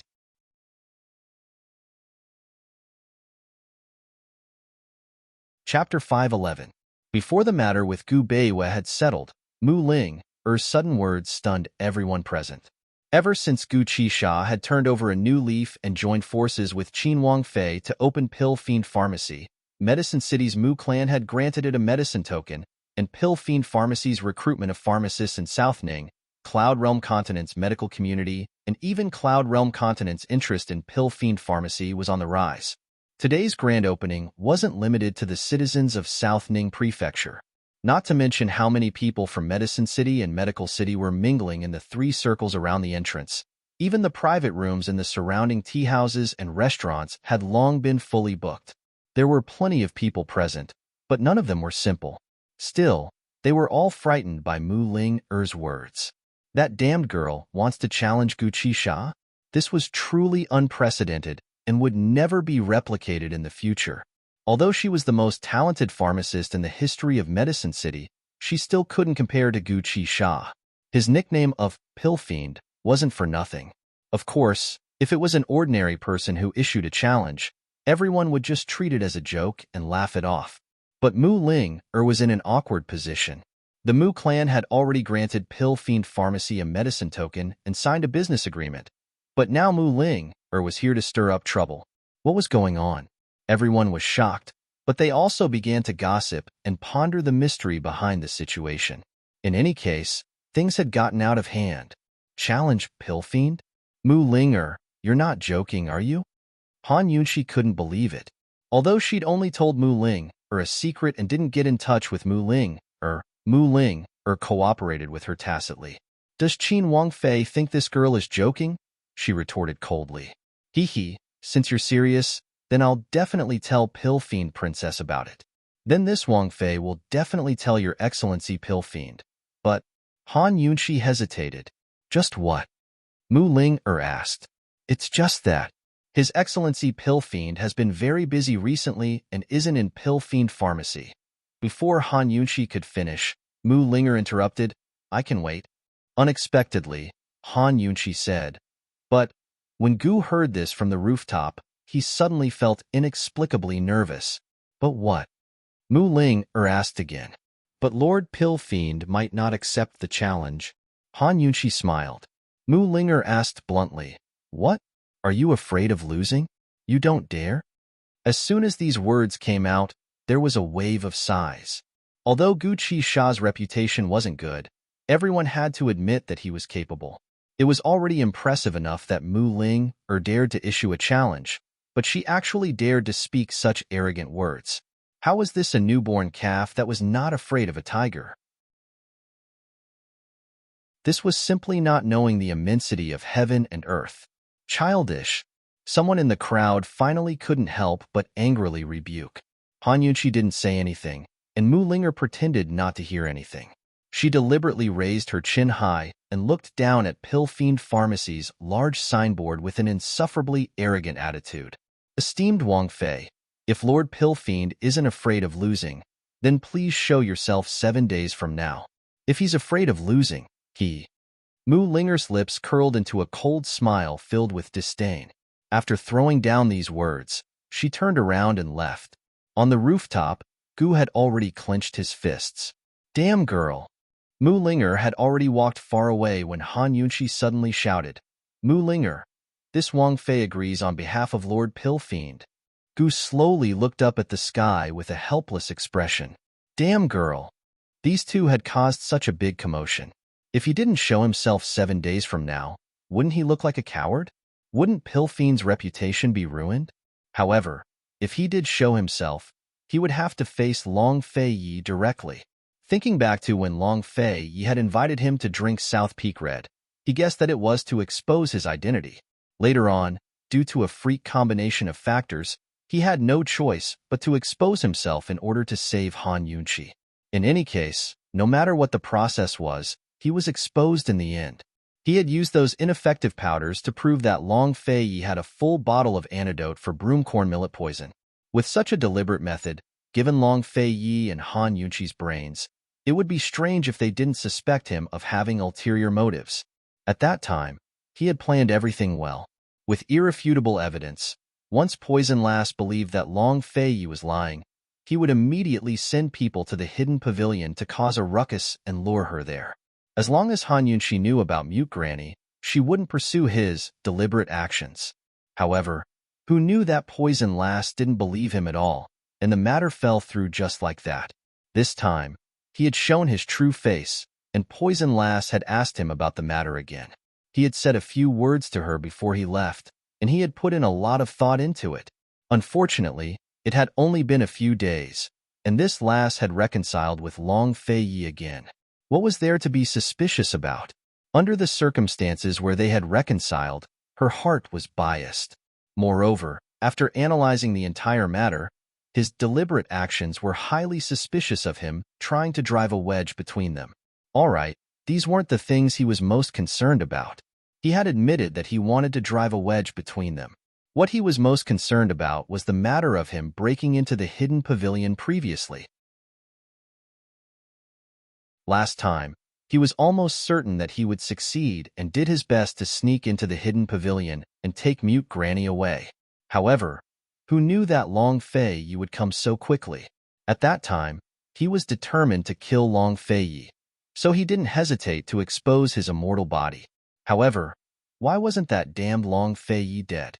Han Yunxi didn't have the ability to save his life. Who knew which damned doctor had saved him? Actually, after that incident, Gu's smartest move was to distance himself from Mute Granny. Unfortunately, his biggest weakness was that he held grudges and refused to admit defeat. It wasn't easy for him to get hold of Long Fei Ye's weakness, so it would be strange if he didn't find a way to expose it. Thus, in the end, it was a tragedy for him. Once Gu Qisha's identity was exposed, Long Fei Yi would definitely know that he was the black-robed immortal who had broken into the hidden pavilion. With this weakness in Long Fei Ye's hands, how could he show himself so easily when he didn't have a foolproof plan in mind? He had long forgotten about Mu Ling Er's challenge. Who knew that things would turn out this way? Gu realized that ever since he had met Han Yunqi, his life had been filled with countless who knew questions. Would he show himself 7 days later? Gu fell into deep thought. At the same time, Long Fei Yi was standing behind Han Yunqi, his lips quirked up into a faintly discernible smile. Just like that, Pill Fiend Pharmacy's grand opening ceremony ended with 2 shocking events. That very day, Pill Fiend Pharmacy opened for business. Business was booming, and a few ingredients were sold out of stock. Long lines of people began to form for Gu Beiyue's services. The Han clan came to help, but they were still understaffed. Han Yunqi helped out behind the scenes, while the busy Long Fei Yi sat by her side to learn how to fill prescriptions. Behind him stood a group of secret guards. The servants were all idle and had nothing to do. "Your Highness Duke of Qin, is this really all right?" When news of Gu Beiyue's presence at Pill Fiend Pharmacy reached Emperor Tianhui's ears, he felt a chill run down his back as fear filled him. He knew that Gu Beiyue and Han Yunqi were friends, but he had always respected Gu Beiyue as a doctor of noble medical ethics. He trusted that the man wouldn't act rashly. Judging from the current situation, it was truly fortunate that Gu Beiyue hadn't tried to assassinate Emperor Tianhui in the first place. Despite that, Emperor Tianhui's suspicions only grew. None of the imperial physicians by his side had good days ahead. Crack. There was a loud crash as the bedridden Emperor Tianhui viciously smashed a large bowl of medicine to pieces, frightening the servants waiting on him. "Where's the Empress?" he demanded. Chu Qingge was right outside his sleeping quarters. She took a few deep breaths to adjust her emotions before entering the room, indicating for all the servants to withdraw. Emperor Tianhui's illness was growing more unstable by the day, his temper growing worse by the day. Meanwhile, her stomach was still a disappointment. Her pregnancy had always been a rumor. She hated, hurt, and felt disgusted, but she had no choice but to treat this as the most important thing in her life. She had to find a way to conceive a dragon seed. Emperor Tianhui could only die if she was pregnant with the dragon seed. "Your Majesty, Chen Xie is here. Come, drink your medicine." Chu Qingge personally carried over a new bowl of medicinal decoction. As soon as Emperor Tianhui finished drinking, she lowered the curtains and filled the room with their ambiguous sounds. It wasn't that Chu Qingge's heart didn't ache, but that she was gradually becoming a woman who could be cruel to herself. Which woman who was cruel to herself didn't harbor a towering hatred for herself? Too many emperors had died at the hands of women throughout history. Tianhui was about to become one of them, at most. Gu Beiyue's affairs would affect Emperor Tianhui, but Mu Ling Er's challenge to Gu Qisha had spread like wildfire to every corner of Cloud Realm continent. It was a sensation that caused a stir and became the topic of discussion in various circles. Many large gambling houses even started betting on whether Gu Qisha would accept the challenge. Even the furious Mu Yingdong couldn't help but wonder if Gu Qisha would show himself. As a result, Gu, who had already decided not to show his face, suddenly felt the pressure as he fell into a dilemma. As for Han Yunqi and Long Fei Yi and Han Yunqi busied themselves until nightfall on the day of the grand opening. Han Yunqi was planning to get up early the next day to help out when she opened her eyes to find herself sleeping in Jiangnan's Plum Blossom Sea. She bolted upright with a face full of fear. Long Fei Yi, who was sitting on one side, immediately rushed over. "I'm here. What's wrong?" Han Yunqi threw herself into his arms as soon as she saw him. Her heart finally calmed down when she hugged him, but she still felt a lingering fear. She held him very, very tightly. "What's wrong?" Long Fei Yi patted her back as he asked gently. "Your Highness, why are we here?" Han Yunqi remembered that they had returned to the Duke of Qin's manor last night, But now that she had woken up, she was in a different place. How could someone like her, who had transmigrated, not be afraid? The two dimensions of time and space were extremely mysterious. The combination of these two dimensions could create countless possibilities. She was afraid. She was afraid that when she woke up, the world would change and the people would also change. I rushed here last night and didn't wake you up when I saw that you were sleeping soundly. You should stay here for the next 7 days. Leave Pilfine Pharmacy to Gu Beiwe, Long Fei Yi explained. Han Yunqi finally understood. She didn't know how careful Long Fei Yi had been when he carried her in the carriage last night. She only thought that she had fallen into a deep sleep after being so busy with Pilfine Pharmacy for the past few days. Why are you so scared? Long Fei Yi asked suspiciously. This woman's mind can't be that weak, right? I had a nightmare. Han Yunqi was a little evasive. How should she explain transmigrating? She had to explain it clearly. What did you dream about? Long Fei Yi asked again. I dreamt. Han Yunqi hesitated for a moment, then whispered, I dreamt that your highness left me forever.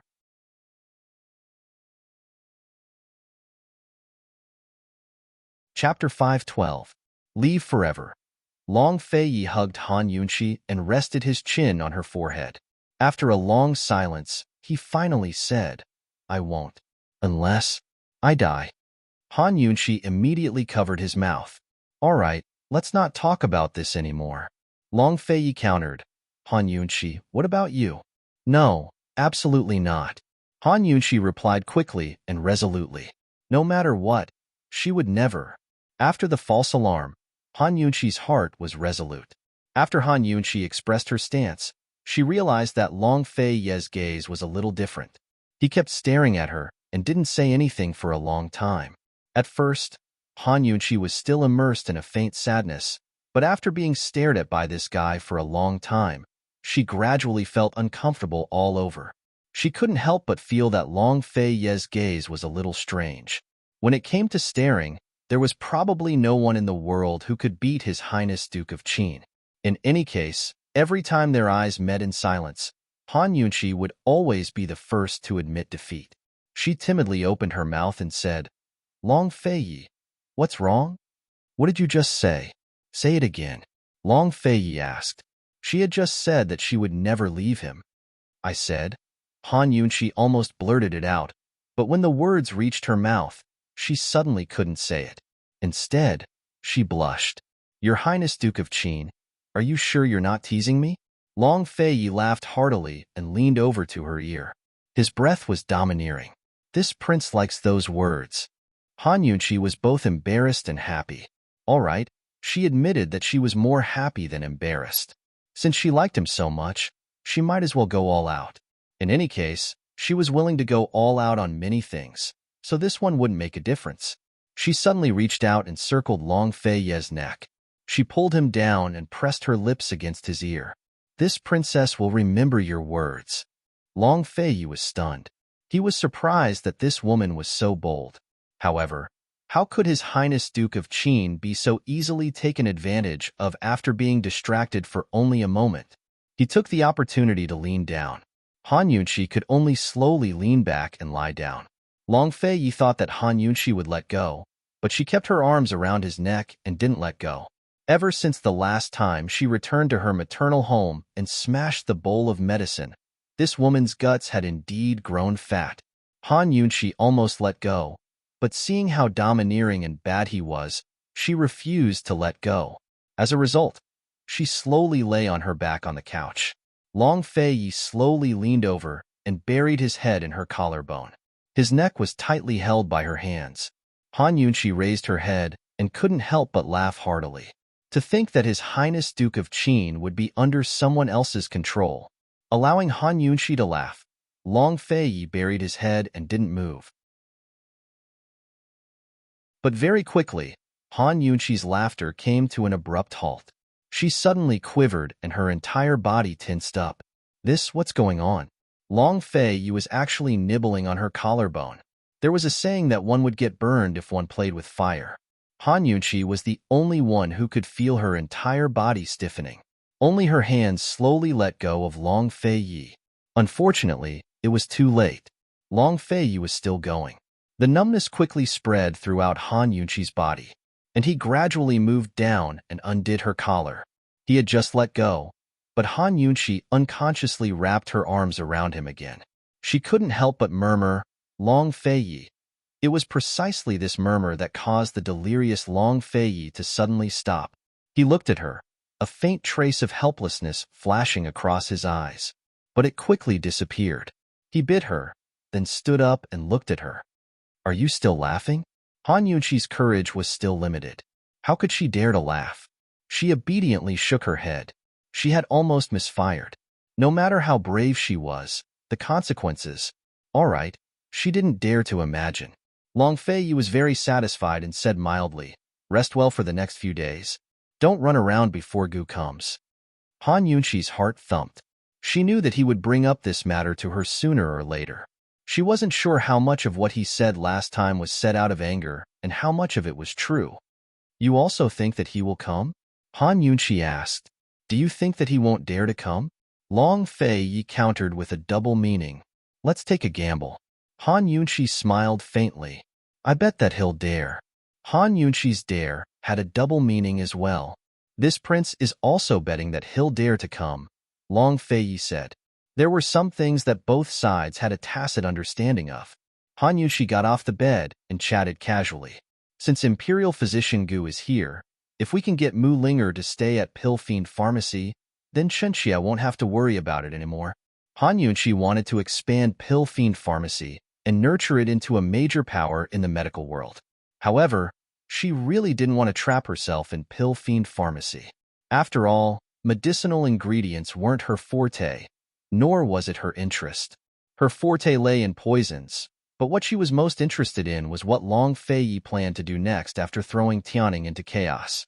If his target was Medicine City, then perhaps she could use this chance to learn more about Madamu Xian from Muingdong. Mute Granny was already a thing of the past, so there was no point in worrying about it. On the other hand, Muingdong, who'd imprisoned Mute Granny, must know a lot.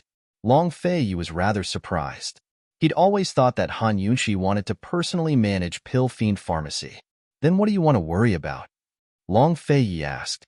"I want to worry about what your highness is worried about. I want to share your highness's burdens." Han Yunqi was serious. Long Fei, who'd been wearing an unsightly expression this whole time, actually smiled. "I don't need you to worry about me. Don't worry." How could he not worry about anything that was in his heart? How could he not worry about it? Han Yunqi smiled as well.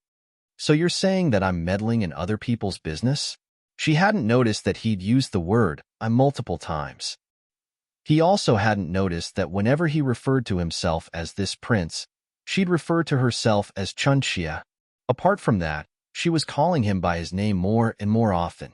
However, he did notice that this wasn't the first time he'd been rendered speechless in front of this woman. In the end, he coughed lightly a few times and said, "Do as you wish." If his subordinates heard these words, they'd probably stay awake for 3 days straight. Who in the world could really control His Highness Duke of Qin? Gu's matter seemed to have been glossed over in a few words. However, just as Long Fei was about to leave, Han Yunqi couldn't help but say, "Your Highness, no matter what, Chenxia's life was saved by him. If he dares to come, I hope that your highness will think thrice before acting." Long Fei paused for a while before leaving. Han Yunqi's eyes flashed with a complicated light as she followed him out. However, she saw that Long Fei didn't seem to have any intention of leaving Jiangnan's Plum Blossom Sea. He'd only gone to the pavilion in the garden. 7 days. It couldn't be considered long, but it couldn't be considered short either. Han Yunqi thought that Long Fei would confine her to Jiangnan's Plum Blossom Sea and go out by himself.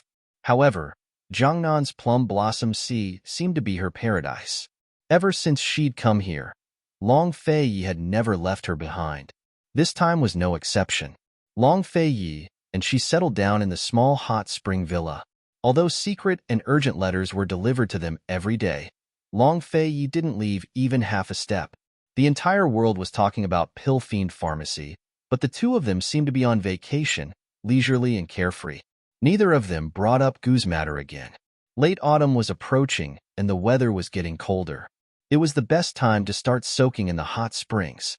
Besides tea, hot springs were Long Fei Ye's favorite things to do. If he wasn't waking up in the morning or afternoon, he'd soak in the hot springs and sip tea in the midst of the mist. Last time, Han Yunqi had secretly noticed this habit of his. This time, she'd chosen to soak in the hot springs at noon or late at night. Yes, she really liked hot springs too. In the past, she'd always chosen to sneak into his quarters when he wasn't there. Every time, she'd been on tenterhooks, much less in an open pool like the hot springs. But now she'd grown bolder. Whenever she soaked in the hot springs, she'd take a nap. Tonight, she soaked in the water again and leaned against the side of the pool until she fell asleep. But suddenly, a figure flashed past the surrounding trees and landed outside. It was so quiet that Han Yunqi didn't notice it at all. Outside, Chu Shifeng clutched his chest and forced himself to stand up, his expression blank. He just returned and was in a rush to report to His Highness, but he'd been kicked to the ground before he'd even reached the hot springs. Of course he recognized the kick as His Highness's, so he was at a loss. He hadn't done anything wrong recently. Very soon, Long Fei Yi emerged with his hands behind his back and slowly descended from the roof. Master, Chu Shifeng felt wronged. Who allowed you to come in as you please? If there's a next time, you'll have to bear the consequences, Long Fei Yi said. Chu Shifeng looked back in the direction he'd come from and suddenly realized what was going on. He'd just come from the back of the hot springs, where the hot springs were. Thinking up to here, Chu Shifeng's back grew cold with lingering fear. Fortunately, his martial arts were trash, and he hadn't flown out of the woods. Otherwise, but could it be that the more they quarreled, the more intimate they became? Why are they fighting like this tonight? One is soaking in the hot springs while the other is standing guard. Chu Shifeng was quite quick-witted at times. He quickly said, Your Highness, matters at Medical City aren't urgent. This subordinate won't disturb you any longer. Long Fei Yi had sent Chu Shifeng to Medical City to investigate Gu's past. Logically speaking, he should be anxious to know the situation now. But Chu Shifeng's words only made him wave a hand, indicating that he should withdraw. Chu Shifeng was a little flabbergasted. Actually, he'd only wanted to curry favor with the man. But Chu Shifeng gave a start. While Long Fei Yi retorted coldly, Still not leaving? Chu Shifeng almost thought he was dreaming back to the Plum Blossom Sea, so he left in a daze. After making sure Chu Shifeng was gone, Long Fei Yi lightly leapt onto the roof of the hot springs again. The night was still and silent, its moonlight like a wash. Steam filled the hot springs as a beautiful woman slept. Although he was paying attention to the person in the springs, he was mostly paying attention to the movements around him. His face was cold, firm, silent, ascetic, stubborn, and frigid. Like the mysterious night, it was impossible to see through him. Was he guarding or spying? Truthfully speaking, guarding was more like spying. But when?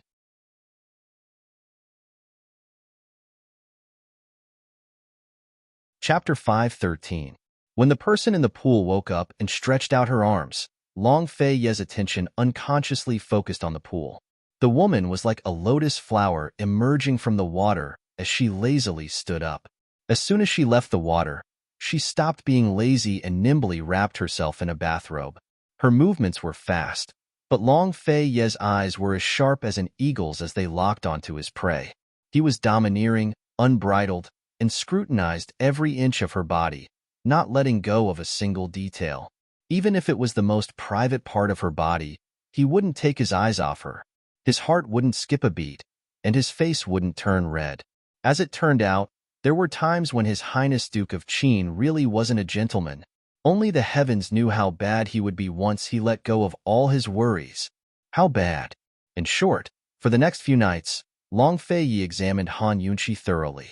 The shrewd Han Yunqi was completely oblivious to all of this. She only felt that the hot springs she soaked in these past few days had been too comfortable. She even wanted to build an outdoor hot spring in the prince's estate in South Ning City. Who knew what Han Yunqi's reaction would be when she found out the truth many years later? Of course, that was assuming that Long Fei Yi wouldn't tell her. Time flew by, and soon it was the 6th day. In one more day, Mu Ling, Er's challenge to Gu Qixia would arrive. Unfortunately, whether it was Jiangnan's Plum Blossom Sea or Pillfiend Pharmacy, there was no news of Gu Qixia. Could it be that he really didn't plan to show up? Long Fei Yi and Han Yunqi had returned to South Ning City the day before. Mu Ling, would arrive the next day, but unfortunately, there was still no sign of Gu Qixia. If he wanted to accept the challenge, wouldn't he have come to Pillfiend Pharmacy long ago? After closing, everyone gathered around the tea table to rest and discuss. The first to speak was Su Xiaoyu. Let's make a bet. I bet that ghost won't show up. How rude. There's no way His Highness Pillfiend won't show up. Zhao Mama immediately reprimanded. Our Pillfiend Pharmacy relies on His Excellency Pillfiend's reputation. If he doesn't show up this time, not only will he lose face, Pillfiend Pharmacy will also lose face. Granny Zhao had previously been very disdainful of His Excellency Pillfiend, but ever since His Excellency Pillfiend and esteemed Wang Fei had cooperated to open the store, and their group had come over to help, her attitude had completely changed. He was proud of Gu Qixia. I'm guessing that she might not come. It's not that she's afraid of losing. She might really look down on Mu Linger. As Madame Hellion spoke, she added, I still hope that he'll come. I've heard of his name for a long time, but until now, I've never seen him in person. Mother, I also hope that Grandpa Pillfiend will come. I want to learn how to concoct medicines from him. I still have many questions that I want to ask him. Little Ear thought for a moment, then said, Mom, if Grandpa Pillfiend doesn't come, he'll be laughed at, right? Young Master E, His Excellency Pillfiend wouldn't mind how the world views him. I heard that he always does things his own way. Not everyone can have that kind of unfettered temperament that disdains the world. Chun Xiang's face was filled with admiration. It's hard to say whether he'll come or not. That kind of person's personality is hard to fathom. Bailey Mingxiang also spoke up, then looked at Gu Beiyue. Dr. Gu, what do you think?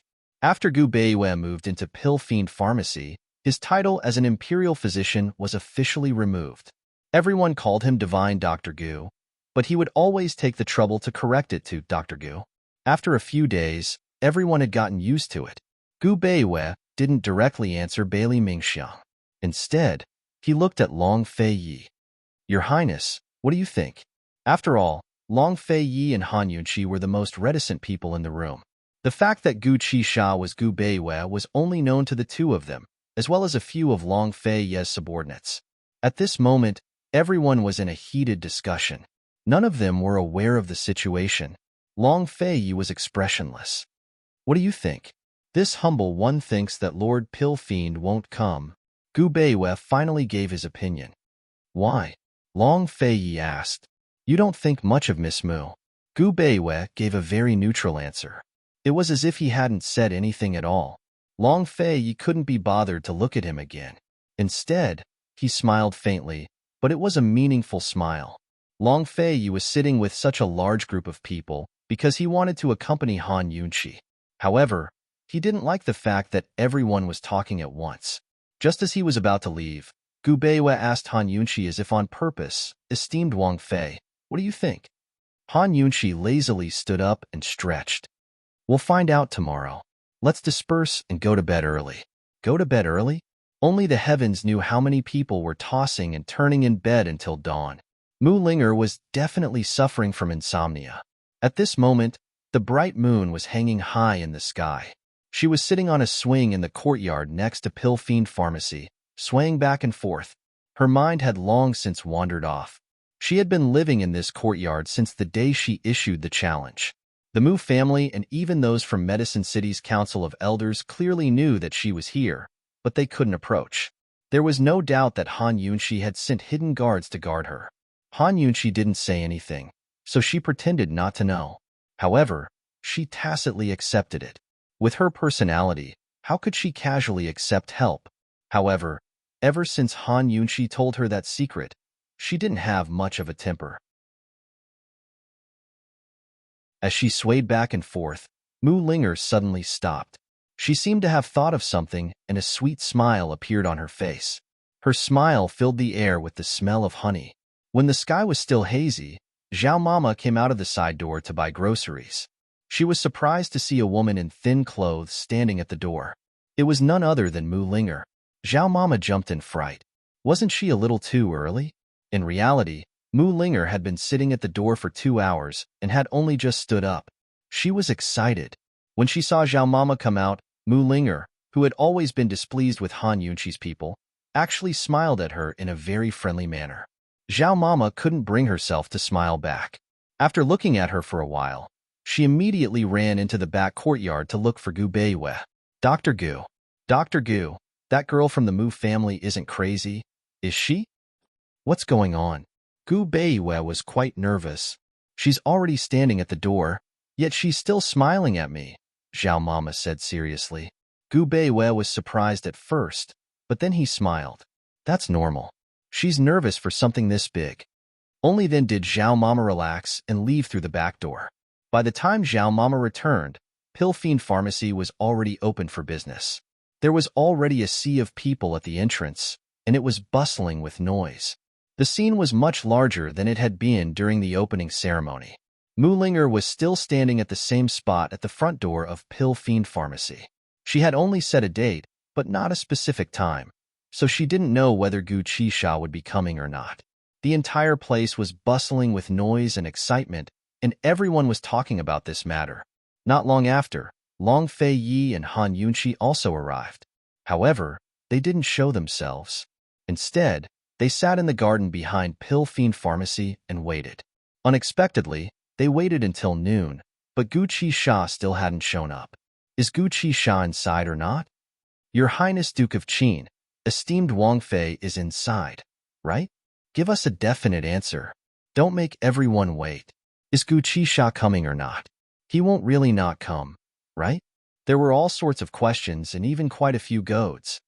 Gu Qisha, come out. Is a little girl enough to scare you to this extent? Don't you have any guts? Your Excellency Pill Fiend, that little girl has been standing there for half a day. Even if you look down on her, you should at least give her some face. There were even some who took the opportunity to cause trouble. Are you messing with us? If you don't come out now, I'll never come to Pill Fiend Pharmacy again. What's so great about him? He thinks too highly of himself. Haha, I think this is just a publicity stunt. He's really putting a lot of thought into this. Long Fei Yi and Han Yunqi naturally ignored these voices. However, it wasn't long before Bailey Mingxiang arrived. Your Highness, esteemed Wang Fei, the head of Medicine City's Medical Materials Association has arrived, Su Xiaoyu immediately reported. Your Highness, esteemed Wang Fei, Medical City's Council of Elders has sent a few disciples to pay their respects. Very soon, Chu Shifeng arrived as well. Your Highness, that fellow Ouyangning Nua is here too. He's sitting right here in the shop. Long Fei Ye's lips rose into a cold smile, but he didn't speak. Han Yunqi seemed to grow impatient as she waved a hand. If they're not going to fill up their prescriptions, then let them be. They can do whatever they want. Logically speaking, for such a sensational challenge, Han Yunqi should have invited the heavyweights of the medical community to preside over it as judges and referees. Then she'd invite a few related guests to watch the match. No matter how the process went, she could at least use this chance to get to know a few important figures and expand her network. But Han Yunqi had been spending the past few days with Long Fei Yi on vacation and hadn't given it much thought. Now that important figures and powers had come knocking on her door, she wasn't even entertaining them. Fine, she really wasn't in a good mood right now. Gu, are you coming or not? She waited all afternoon. But Pill Fiend Pharmacy didn't say anything, nor did Gu Qisha show his face. Gradually, the restless crowd quieted down. More and more people arrived, but not a single one of them left. After all, it wasn't dark yet. After all, Mu Ling had been standing there all day without saying a word. As the sun set in the west, Han Yunqi gazed at the rosy clouds with a serious expression. Gu, do you have the guts to come or not? Actually, she wasn't confident at all. With Gu's free and easy personality, how could he care about what the world thought of him? How could he be provoked so easily?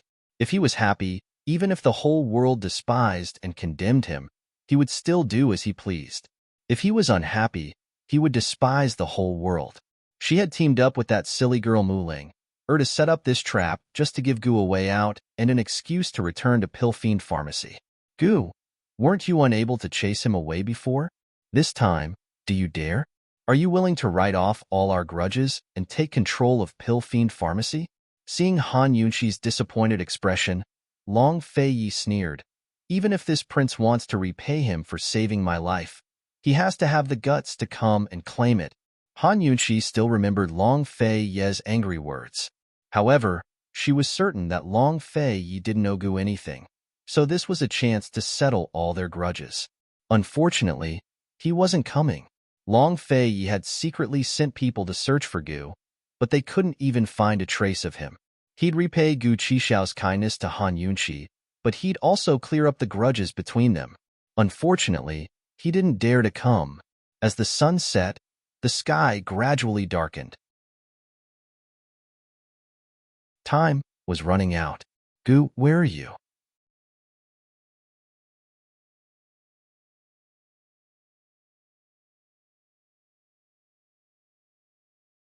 Let's go, let's go.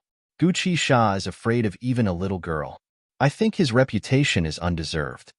The onlookers began to leave one after another, and it didn't take long for half of them to leave. Han Yunqi suddenly felt as though the concert had ended and the crowd had dispersed. Even though she didn't want to believe it, the truth was the truth. Gu Qixia hadn't come. A few middle-aged women walked up to Mu Linger and patted her on the shoulder, trying to persuade her out of goodwill. Little girl, let's go back. You've been standing all day. Your body will collapse from exhaustion. Silly girl, it's already dark. Lord Pilfiend won't come. Wake up. Mu Linger lowered her head and didn't move or make a sound. The women sighed helplessly and left as well. Mu Linger was surrounded by 100 people, but now that everyone was leaving, she seemed even more lonely. Her thin and small figure stood there as straight as a ramrod, as if she was waiting for the heavens to pass away and for the world to change. Han Yunqi's heart ached when she saw this. Just as she was about to walk over, a strange and terrifying laughter rang out. A black shadow suddenly descended from the sky like a large bat. Ha ha ha. Jejia. Jejia. The laughter seemed to come from the depths of hell. At times, it was strange and sinister. At other times, it was filled with hidden bitterness, and at other times, it was unbridled and unbridled. The sound grew louder and louder until it filled everyone's ears and lingered in their ears. This sound, everyone was shocked. Those who had left all turned around to look, and there were even a few who quickly turned back. At the entrance of Pilfiend Pharmacy stood a tall black shadow directly opposite Mu Linger. Gu Qixia had come. Mu Linger finally raised her head and almost cried out in surprise. Fortunately, Han Yunqi gave her a look in time to remind her to calm down. Han Yunqi secretly sighed in relief, as if a heavy burden had been lifted from her shoulders. Long Fei stared coldly at Gu Qixia as his lips curved into an unreadable smile. Only the heavens knew what he was planning, but there was nothing he could do right now. Gu Qixia had to fight Mu Linger. In just a short while, Pilfiend Pharmacy's entrance was once again surrounded by onlookers.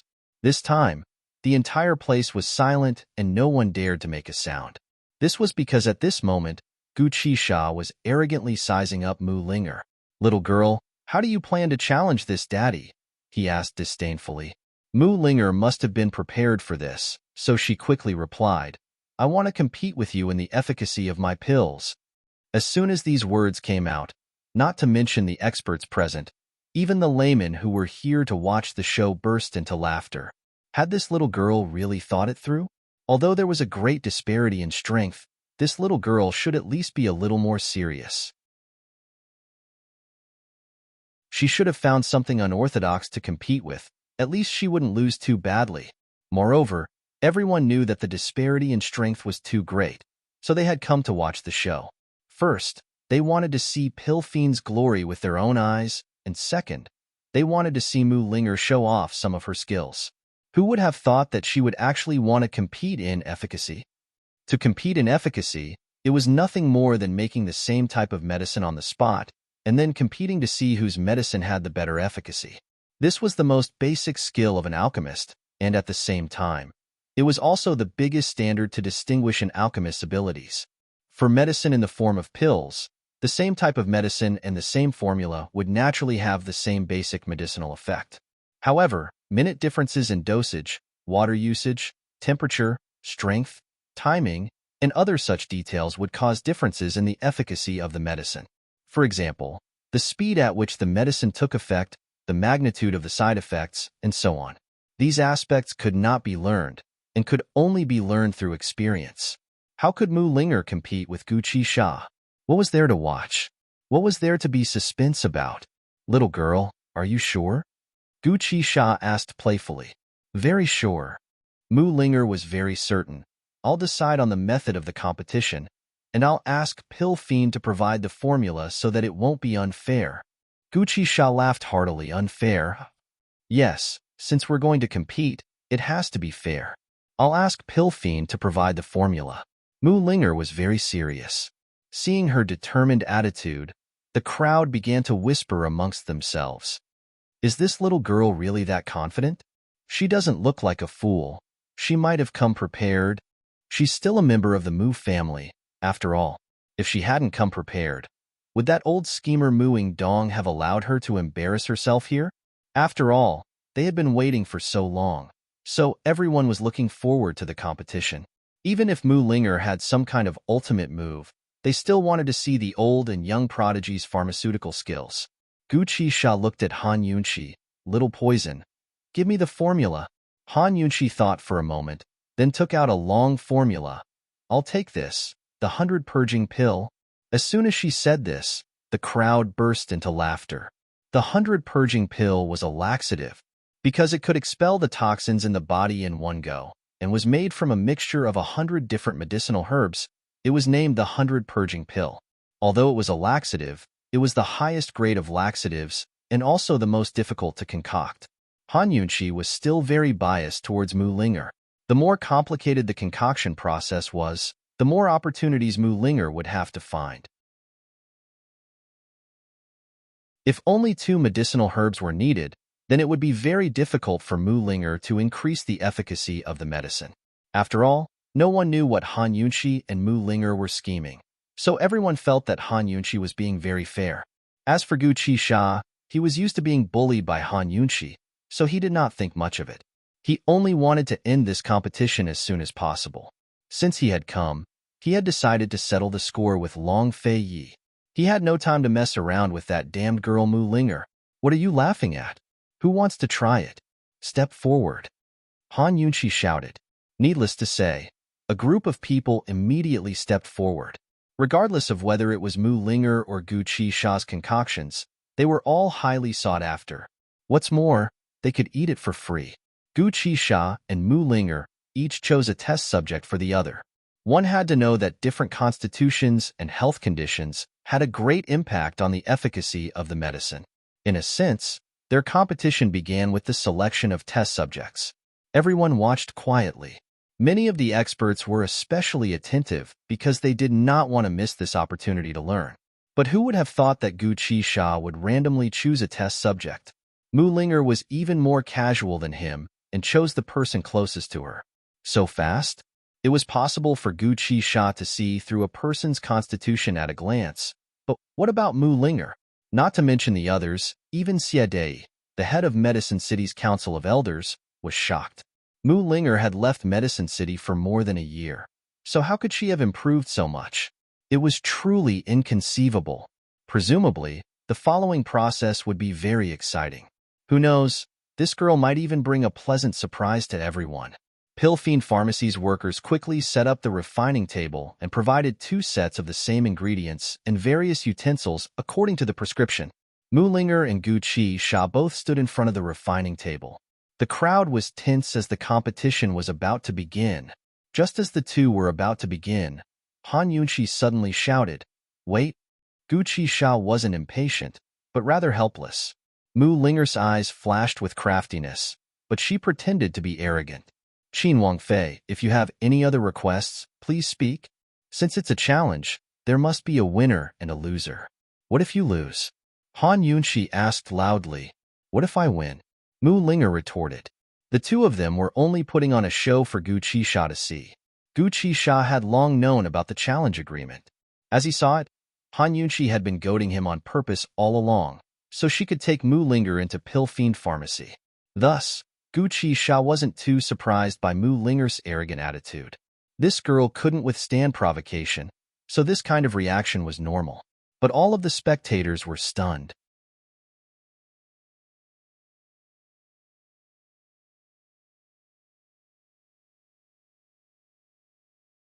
Chapter 5:15.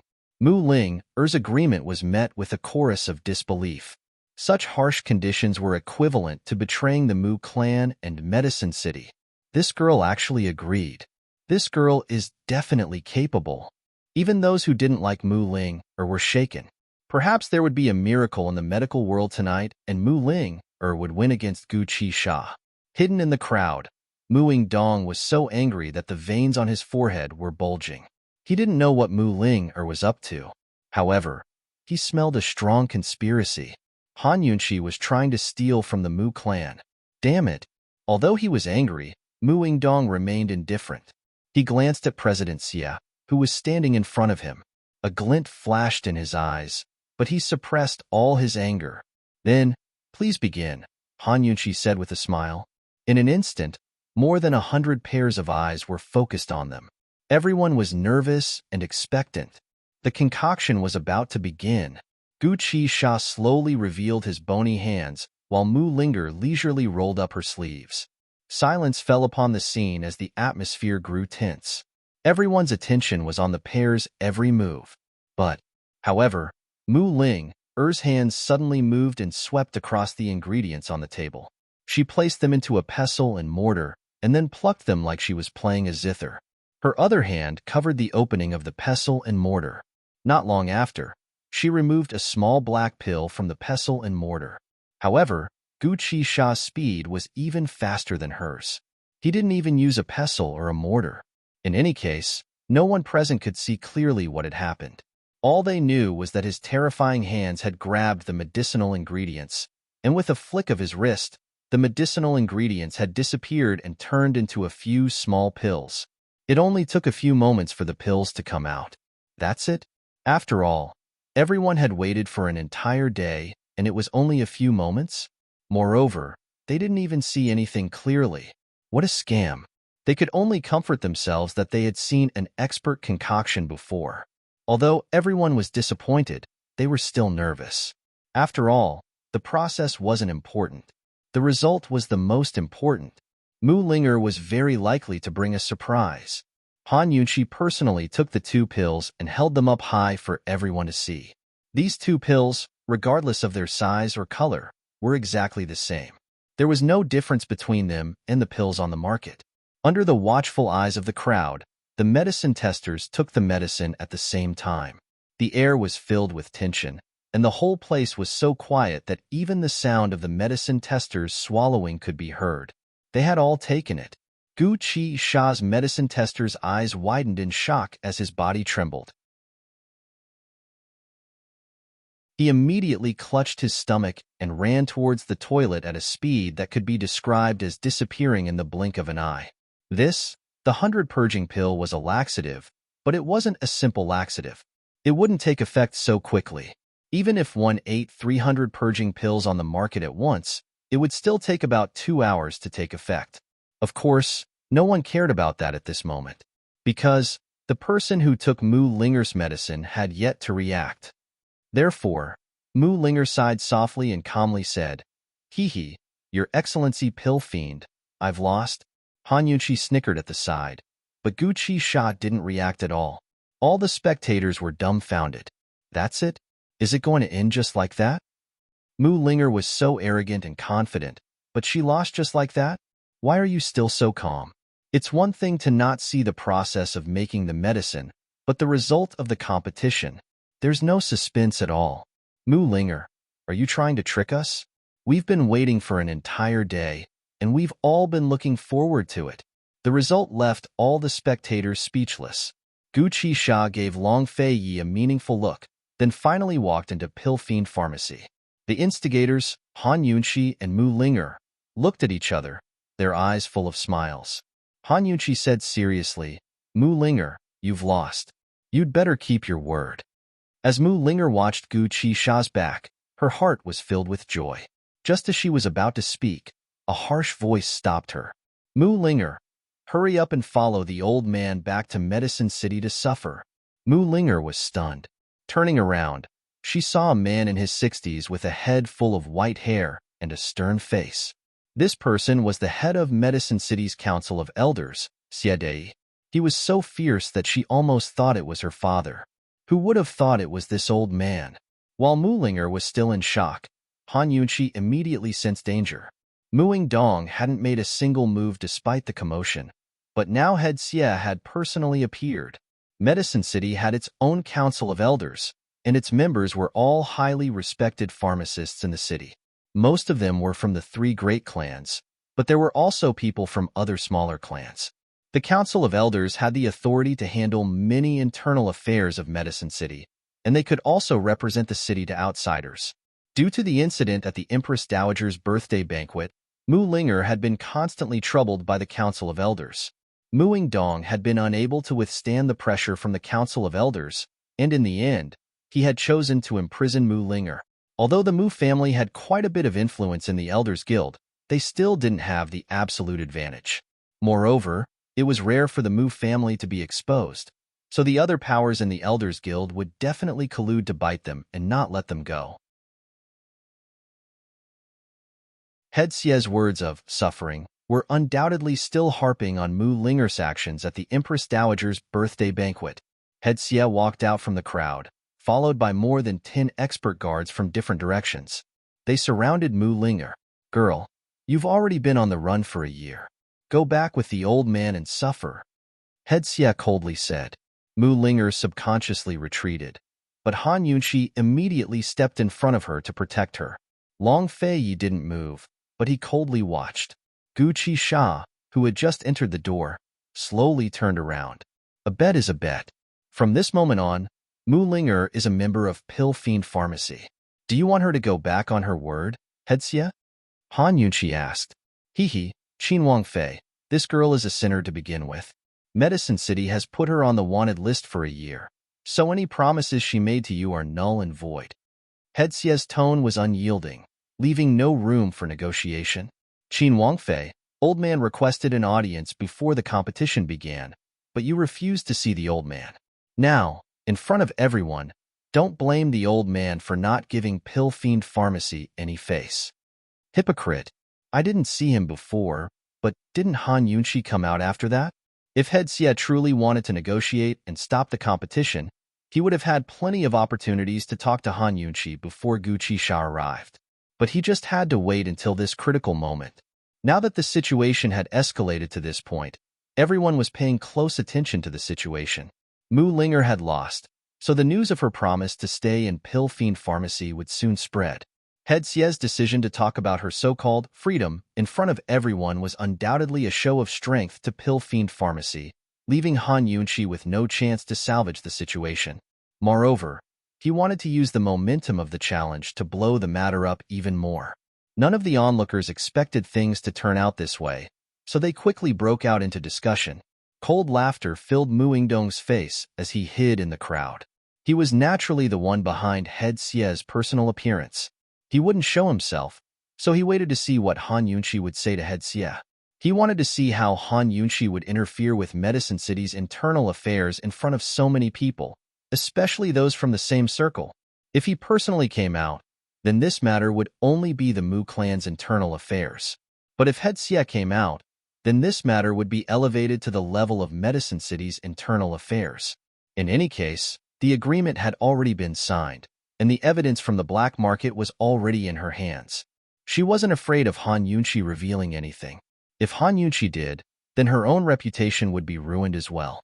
Muing Dong's smug words were exactly what Han Yunqi was considering at this moment. At this moment, whether or not Mu Linger could work for Pill Fiend Pharmacy was secondary. Han Yunqi knew very well that Muing Dong's decision to not come out and instead had Head Xie come out was the same as cutting off all means of retreat. He would rather lose his daughter than benefit Pill Fiend Pharmacy. Just think about it. Mu Linger was a pharmaceutical genius who was envied and hated by countless people in Medicine City. If she fell into the hands of the Council of Elders, would she have a good ending? Mu Linger knew this better than anyone else. Han Yunqi, I'm begging you. Save me, she whispered, her voice trembling slightly. If it was before, then she wouldn't have cared. At worst, she would die. But now that she knew the secret, she was afraid. She wanted to live. She wanted to live happily in Pill Fiend Pharmacy for the rest of her life. Han Yunqi also wanted to save her, but Head Xie's words just now were reasonable. In front of so many people, it was very difficult for her to protect Mu Linger. If she forcefully interfered, then she would be criticized by the world and tarnish Pill Fiend Pharmacy's reputation. Moreover, if she openly went against Head Xie, then she would be publicly making an enemy of Medicine City. Many things would be difficult in the future. Seeing Han Yunqi's silence, Head Xie said coldly, "It seems that Qin Wangfei is a sensible person. Someone come, take Mu Linger away." Wait. Han Yunqi finally spoke up. Head Xie, during Empress Dowager Li's birthday banquet, Mu Linger made a mistake because we are close friends. This girl has been on the run for more than a year and has suffered a lot. Why don't you give this princess consort some face today and give her a light punishment? As for her promise to Pill Fiend Pharmacy today, we can forget about it. Han Yunqi was very courteous as she made a concession. What do you think about this? As long as Mu Linger was safe, she could think of a way to deal with Pill Fiend Pharmacy later. However, Head Xie didn't budge an inch. It's rare for esteemed Wang Fei to be so reasonable. This girl doesn't know the immensity of heaven and earth and showed off her slight skill in front of an expert, affecting Pill Fiend Pharmacy's business. Old man will apologize to esteemed Wang Fei on behalf of Medicine City. As for the punishment, Medicine City has its own rules, so there's no need for esteemed Wang Fei to worry about it. As he spoke, he gave a look to the guards, who immediately stepped forward to arrest Mu Linger. At that moment, Long Fei Yi and Gu Qi Sha walked over at the same time. Long Fei Yi asked, "How does Head Xie plan to apologize on behalf of Medicine City?" Gu Qi Sha coldly replied, "Does Head Xie mean that you plan to apologize to this old man?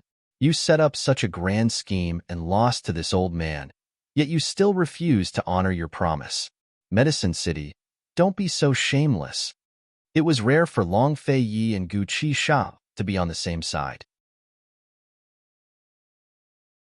However, Head Xie didn't hold back and said,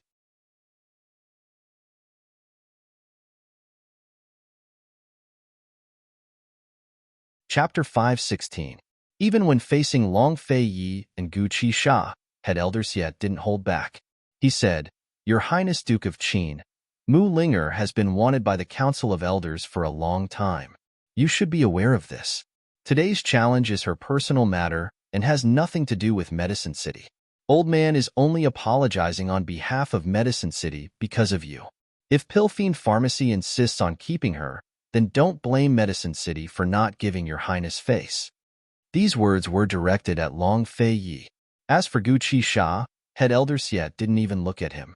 This made Gu Qi Sha extremely displeased. His figure blurred as he suddenly appeared in front of Elder Xie. He was practically right in front of Elder Xie's face as he coldly asked, "Do you believe that I won't destroy your entire Medicine City?" Head Elder Xie lived up to his reputation as the leader of the Council of Elders. His expression didn't change as he coldly replied, "If Pill Fiend Pharmacy wants to become enemies with Medicine City over this matter, then Medicine City will accompany you to the end. I'll kill you right now." Gu Qi Sha immediately raised his bony claws.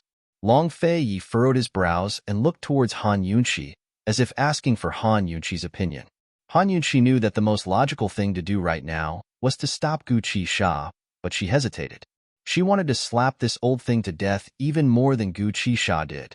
Head Elder Xie didn't move even though Gu Qi Sha was about to make a move. It was as if he had steeled his heart to believe that Gu Qi Sha wouldn't actually attack.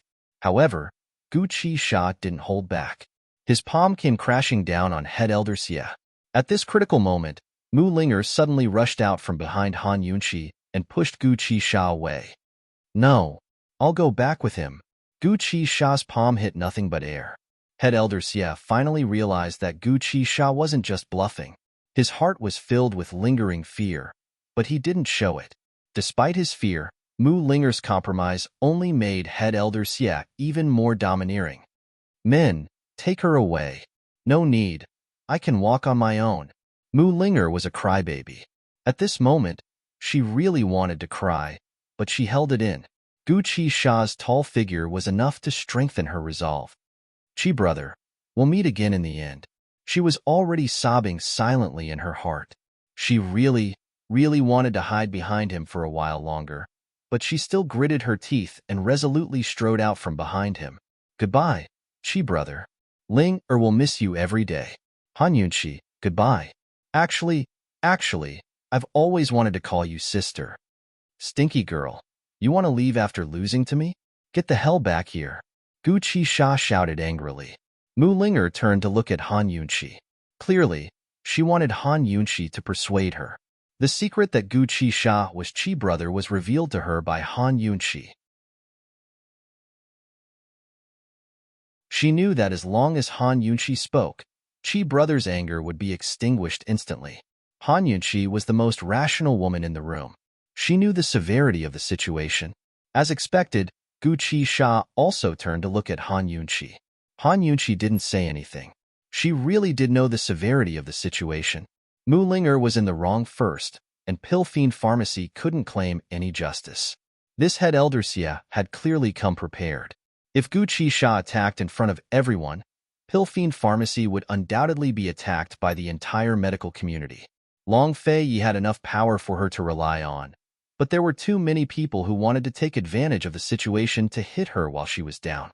She could only blame herself for trying so hard to help Mu Linger hide it from Gu, but she had neglected Medical City's Elder Council. Han Yunqi was still silent when Long Fei Yi, the calmest of them all, coldly said, "Guards." As soon as he spoke, more than 20 black-robed hidden guards appeared and surrounded the crowd. He didn't waste any time and raised his eyebrows coldly at Head Elder Xie. His meaning couldn't be more obvious. He wouldn't back down on this matter. Han Yunqi was overjoyed. Since Long Fei Yi had shown such an attitude, she had no choice but to throw caution to the wind. Unexpectedly, many of Medicine City's guards stepped out from the crowd and surrounded them. Both sides faced each other with swords drawn. The atmosphere was tense. At that moment, a familiar voice called out from the crowd, "Everyone, stop." An old man walked out. He wore a gray robe, had a white beard, and had a benevolent face. Seeing this, Gu Qisha let out a sinister laugh. Head Elder Xie was very surprised. He quickly walked over and bowed politely. "Third Elder Shun, you've also come?" Only then did everyone realize that this old man was the third elder of Medical City's Elder Council, Shunjueming. Pill Fiend Pharmacy's reputation was truly impressive. Even Medical City's third elder had come. Medical City and Medicine City were like one family, but Medical City's strength wasn't something that Medicine City could compare to. Shunjueming's status as the third elder of Medical City's Elder Council was enough to make Head Elder Xie Dei show some respect. His polite greeting clearly showed his superiority. Third Elder Shen nodded at him, then turned to Gu Qisha and said, "Gu Qisha, this old man thought that you had already turned over a new leaf when you were able to open a pharmacy and sell medicine. I didn't think that you would still be so impudent and ignorant of the immensity of heaven and earth. If you dare touch a single hair on Head Elder Xie's head, Medical City won't let you off." "Ha ha ha." Gu Qisha threw his head back and laughed with disdain. He extended his terrifying claws towards Third Elder Shen and said, "I'll accompany you to the end."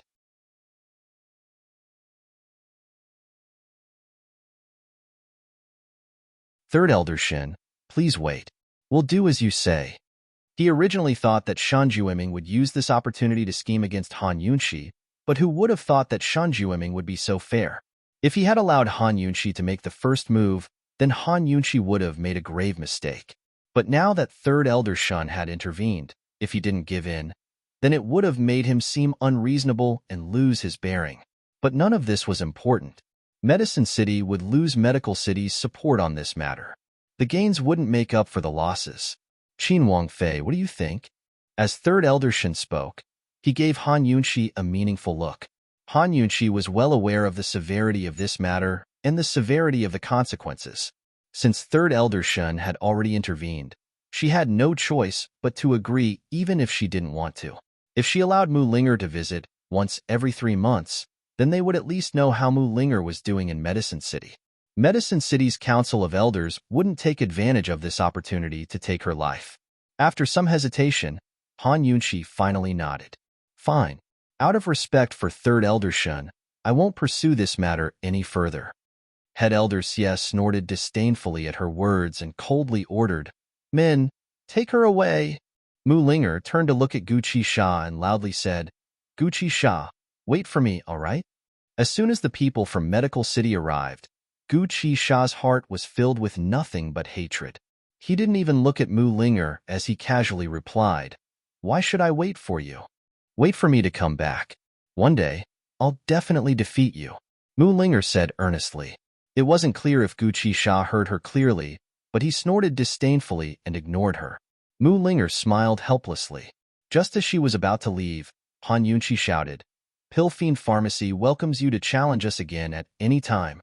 Definitely, Mu Linger replied domineeringly. She didn't allow the guards to take her away and strode away without saying a word. Everyone was in awe of this little girl's unyielding character. Gu Qisha, on the other hand, narrowed his eyes and stared at Third Elder Shun. Mu Linger's figure had already disappeared into the crowd, but he was still staring at her. Now that Mu Linger had left, the matter was over. Han Yunqi and Long Fei Yi didn't even bother to look at Head Elder Xie as they turned around and entered the store. Sooner or later, they would seek revenge from Head Elder Xie for what happened today. Han Yunqi's only wish was that Mu Linger would be a little smarter and not try to show off and suffer. Head Elder Xie wanted to invite Third Elder Shun for a drink, but Third Elder Shun unexpectedly declined and entered Pill Fiend Pharmacy instead. Head Elder Xie could only drop the subject and leave. Once the parties involved had left, the onlookers also dispersed. Muing Dong was chatting with a tall and imposing masked man. Ouyang Ning Nuo followed them from a distance and muttered to himself suspiciously, Junixia? Regardless of who this masked man was, Muing Dong must have some ulterior motive for allowing the Mu clan's genius to fall into Head Elder Xie's hands.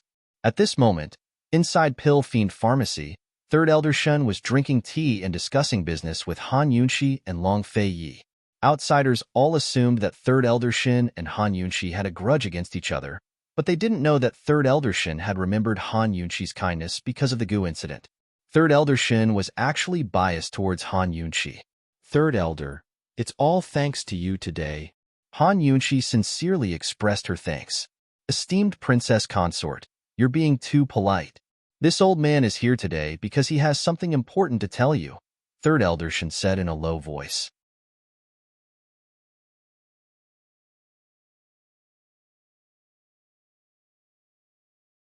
Chapter 517. Han Yunqi grew nervous at Third Elder Shun's words. She immediately gestured for the servants to withdraw. Bailey Mingxiang and Su Xiaoyu were still unreconciled over Mu Linger's actions, but none of them dared to say a word in the presence of guests. They could only withdraw one by one. When they reached the courtyard, they saw Gu Beiwei there and began to pester Gu Beiwei to complain. Dr. Gu, what do you think happened to His Highness and esteemed Wang Fei this time? They're too easy to talk to, aren't they? Little Yi-er was the most depressed of all. He dearly wished that Mu Linger was here.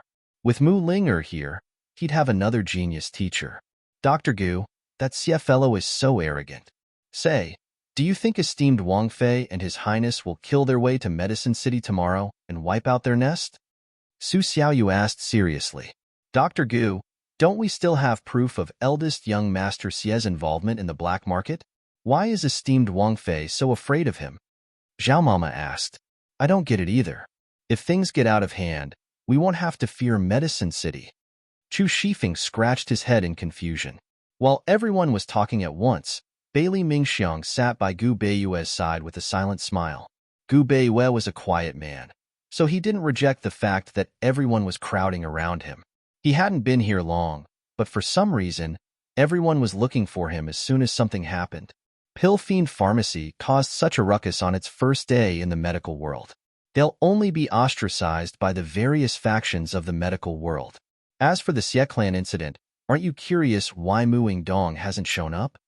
Gu Beiwei retorted. Mu Yingdong has no way out, but head elder Xie does. As soon as esteemed Wang Fei reveals eldest young master Xie's involvement, head elder Xie will only pretend to know nothing and bite back at esteemed Wang Fei.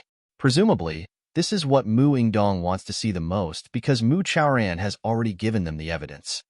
Bailey Mingxiang said seriously. Miss Bailey is indeed smart, Gu Beiwei said with a smile.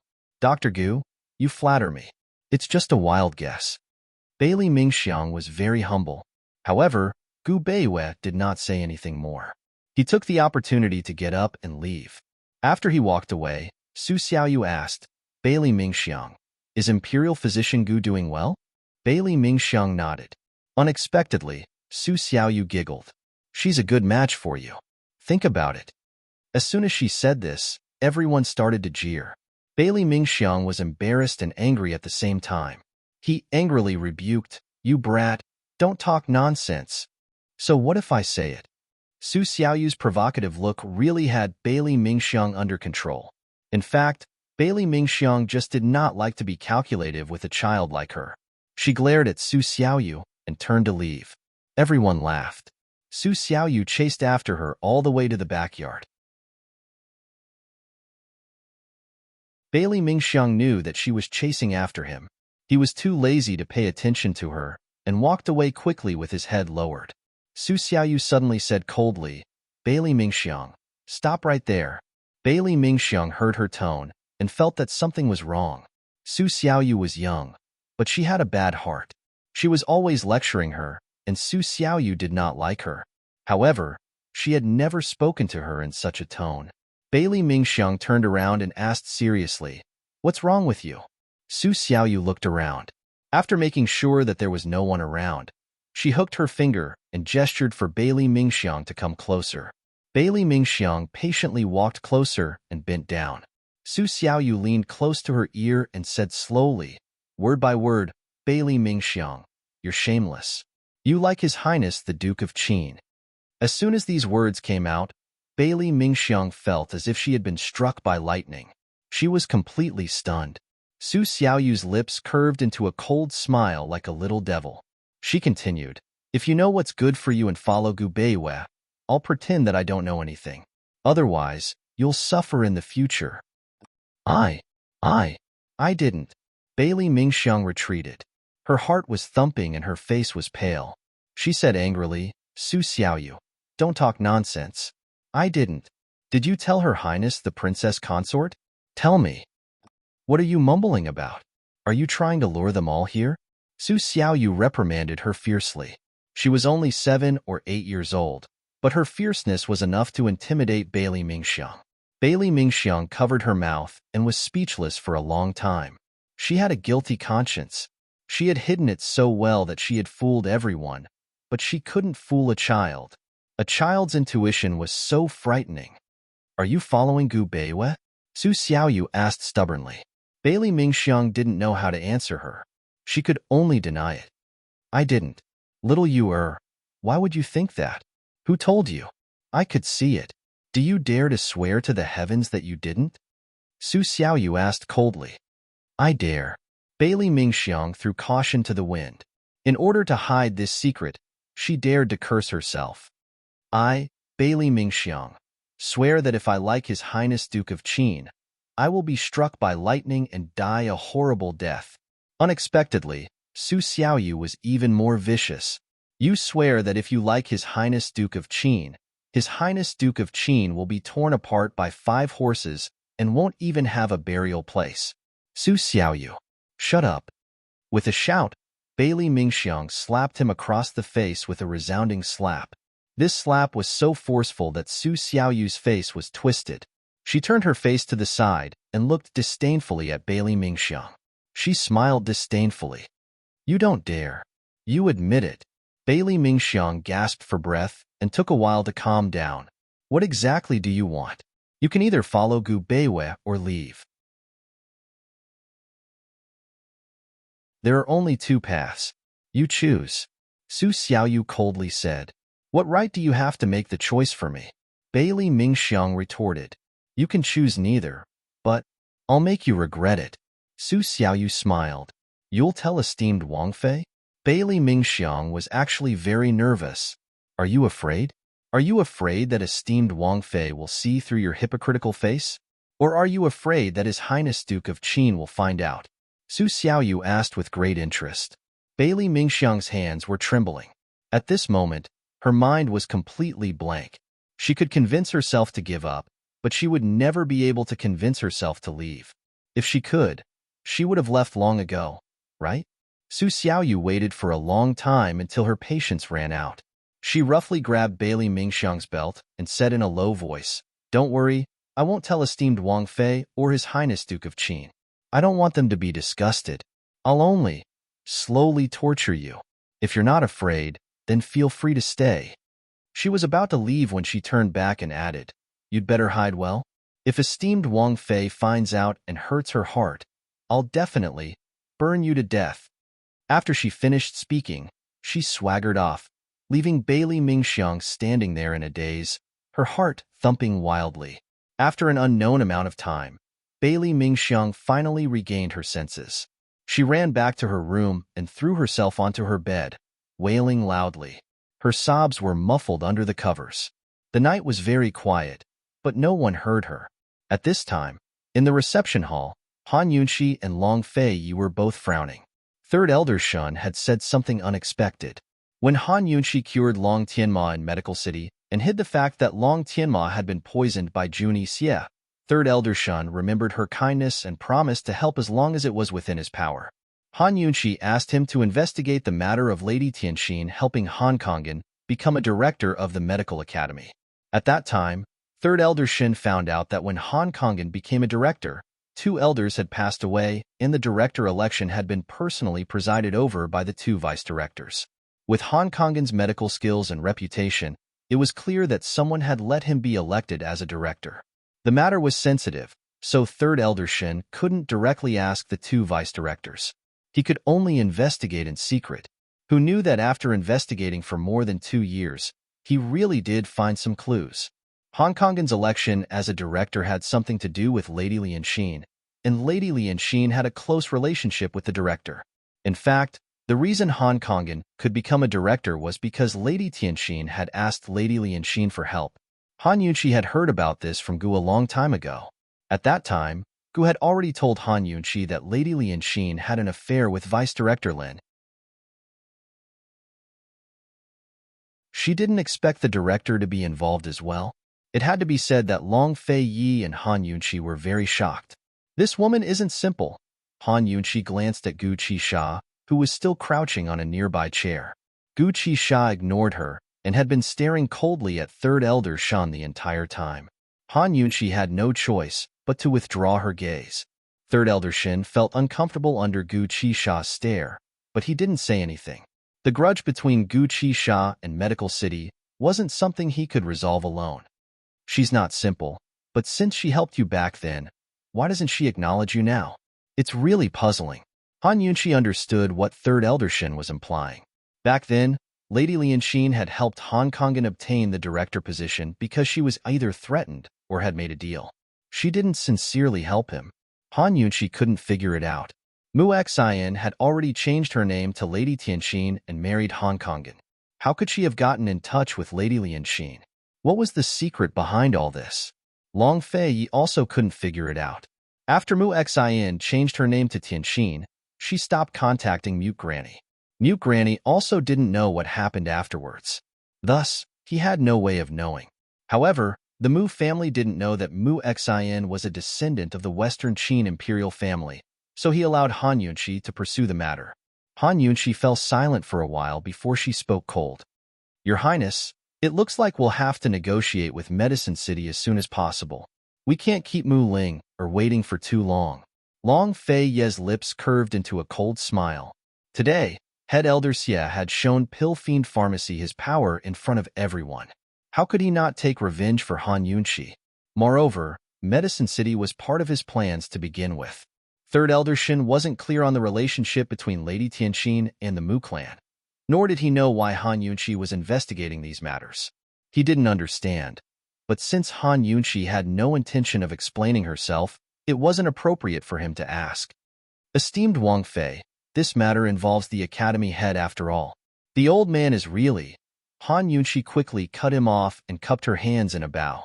Yunqi is endlessly grateful that Third Elder is willing to divulge such a private matter. Third Elder smiled and presented a congratulatory gift. Your Highness, esteemed Wang Fei, this is a small token of my appreciation for Pill Fiend Pharmacy's grand opening. If Pill Fiend Pharmacy can obtain the Mu clan's medicine order, then Medical City. Third Elder wanted to say that Medical City didn't think highly of Pill Fiend Pharmacy because of its unclear relationship with Gu Qisha. Mu Yingdong went to persuade them and spent a lot of effort before they finally changed their view of Pill Fiend Pharmacy. Third Elder was very curious as to how Qin Wang Fei had managed to convince an old schemer like Mu Yingdong to do such a thing. But before he could finish his question, Gu Qisha started banging on the table, so he could only drop the subject. After chatting a bit more, he took his leave. Once he was gone, Han Yunqi walked in front of Gu Qisha. Hey, just what's going on between you and Medical City? Gu lifted his black mask to reveal his devastatingly beautiful face. He gave her a slight smile, but didn't answer. Instead, he looked towards Long Fei Yi. Long Fei Yi, get out and fight.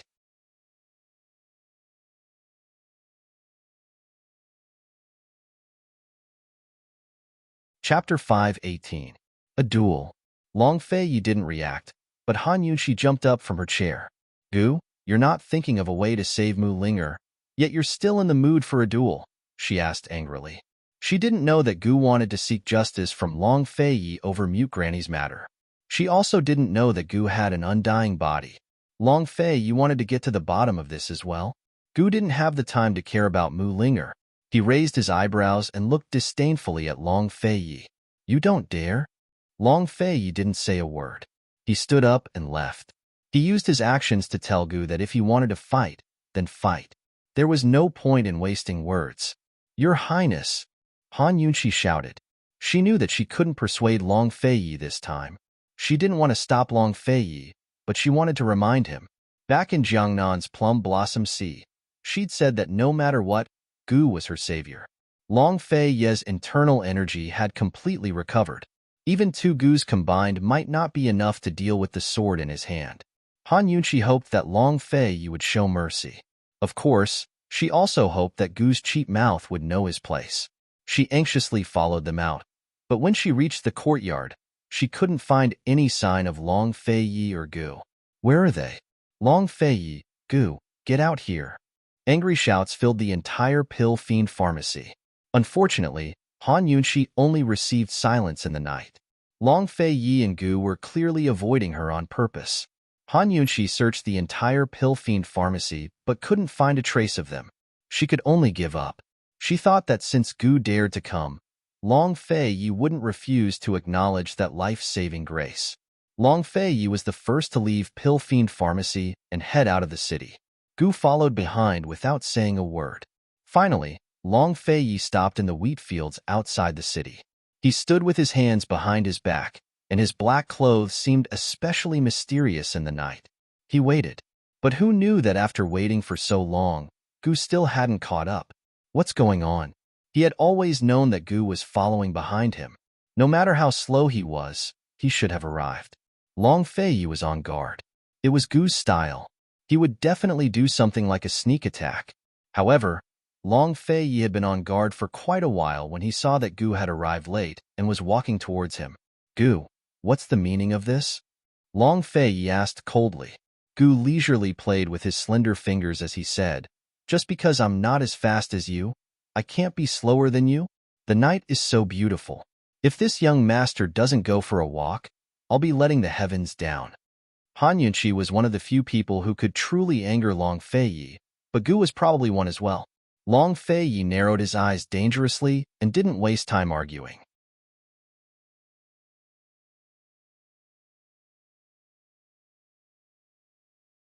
When he inadvertently raised his head to look at Long Fei Yi, he immediately broke into a bewitching smile. Aya, Your Highness Duke of Qin, how did you get here? Long Fei naturally knew what had happened to him. In reality, his ankle had already been wrapped around by the thorn vine when he lashed out with his second whip. This strange thorn vine must have grown from the seed that Gu had just flicked out. This guy was a natural genius, and his control of medicinal herbs had reached the realm of perfection. A small thorn vine was not difficult for him. Long Fei had lashed out 3 times, and Gu had blocked one. Although Gu had suffered a flesh wound, Long Fei was at a disadvantage. One had to know that the thorny vines that wrapped around his body were covered in poisonous thorns. If he wasn't careful, he would definitely be poisoned. However, Long Fei didn't seem to care much about the thorny vines. He glanced at Gu's chest and said coldly, "An immortal body." Long Fei's tone was very calm.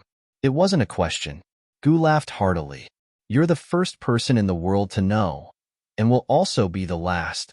As he spoke, he stretched out a finger and lightly hooked it on Long Fei's thorny vines. As if they had a mind of their own, the thorny vines actually followed his movements and slowly tightened around Long Fei. "It's poisonous," Gu reminded him kindly. Long Fei stared coldly at his chest and asked coldly, "An immortal body? Could it be that the legendary Gu poison humans of Medicine City's poison sect can really be raised?" Gu avoided the question and smiled. "Long Fei, are you afraid when Poison Lass isn't here? It's highly poisonous." As he spoke, he narrowed his eyes and hooked his finger. The thorny vines instantly tightened. However, at this moment, an incomparably vigorous force suddenly erupted from Long Fei's body and forcibly shattered the dense thorny vines covering his body. As the thorny vines scattered on the ground, Long Fei immediately soared into the sky. The newly grown thorny vines couldn't catch up to him at all. On the other hand, Long Fei soared into the air and swung his whip down at lightning speed. Just like before, Gu didn't dodge. However, Long Fei's whip didn't hit him this time. Instead, it wrapped tightly around his waist. Not good, Gu realized belatedly and wanted to break free, but it was already too late. Long Fei flew down and swung his whip handsomely over Gu's head before wrapping it around his body again. With Long Fei's strength, 2 wraps were enough to completely restrain Gu. Gu was too lazy to move and allowed Long Fei to bind him. Finally, the 2 of them regained their calm. This time, Long Fei still made 3 moves while Gu didn't make a single move. It wasn't that he didn't want to attack, but that Long Fei didn't give him a chance. The thorny vines silently crept toward Long Fei's feet again, but he stomped on the ground and fiercely shook them away, not daring to approach again. This time, Gu was completely at a disadvantage. The 2 of them stared at each other with cold eyes and didn't say a word. Smart people often didn't need to talk too much. Gu understood a principle. He could never be killed, but he could be trapped forever, living a life worse than death. The battle was already over. However, Long Fei didn't say a word. He suddenly pulled back his whip and released Gu. Gu was rather surprised. "What do you mean? Han Yunqi owes you. She's returning it to you." Long Fei said. "Who wants you to return it?" Gu was very fierce. "She asked this prince to return it." Long Fei's face was gloomy. A storm was brewing. "Who wants her to return it?" Gu was even angrier. Long Fei replied word by word. "This prince wants her to return it." "You." Gu was furious. "From now on, the 2 of you don't owe each other anything," Long Fei declared loudly. Gu Qixiao had saved Han Yunqi's life, but now he was paying it back in her place. But Gu only laughed out loud. "A life for a life. Long Fei, unless you kill me, you'll never be able to return the favor." Long Fei wasn't afraid at all. "Do you believe that this prince will tell all of Cloud Realm Continent about your undying body tomorrow? You dare." Gu clawed at Long Fei's neck, but Long Fei immediately dodged. "Do you dare this prince?" "Long Fei, don't think I can't do anything to you just because you killed Mute Granny," Gu said sternly.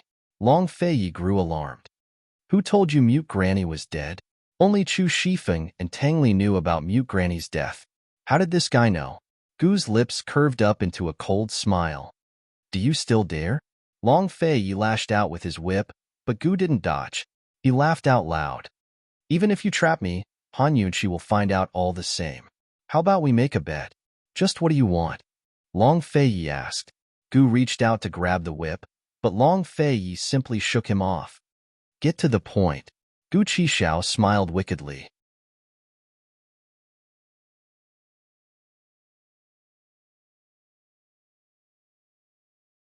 Chapter 519. Gu smiled wickedly.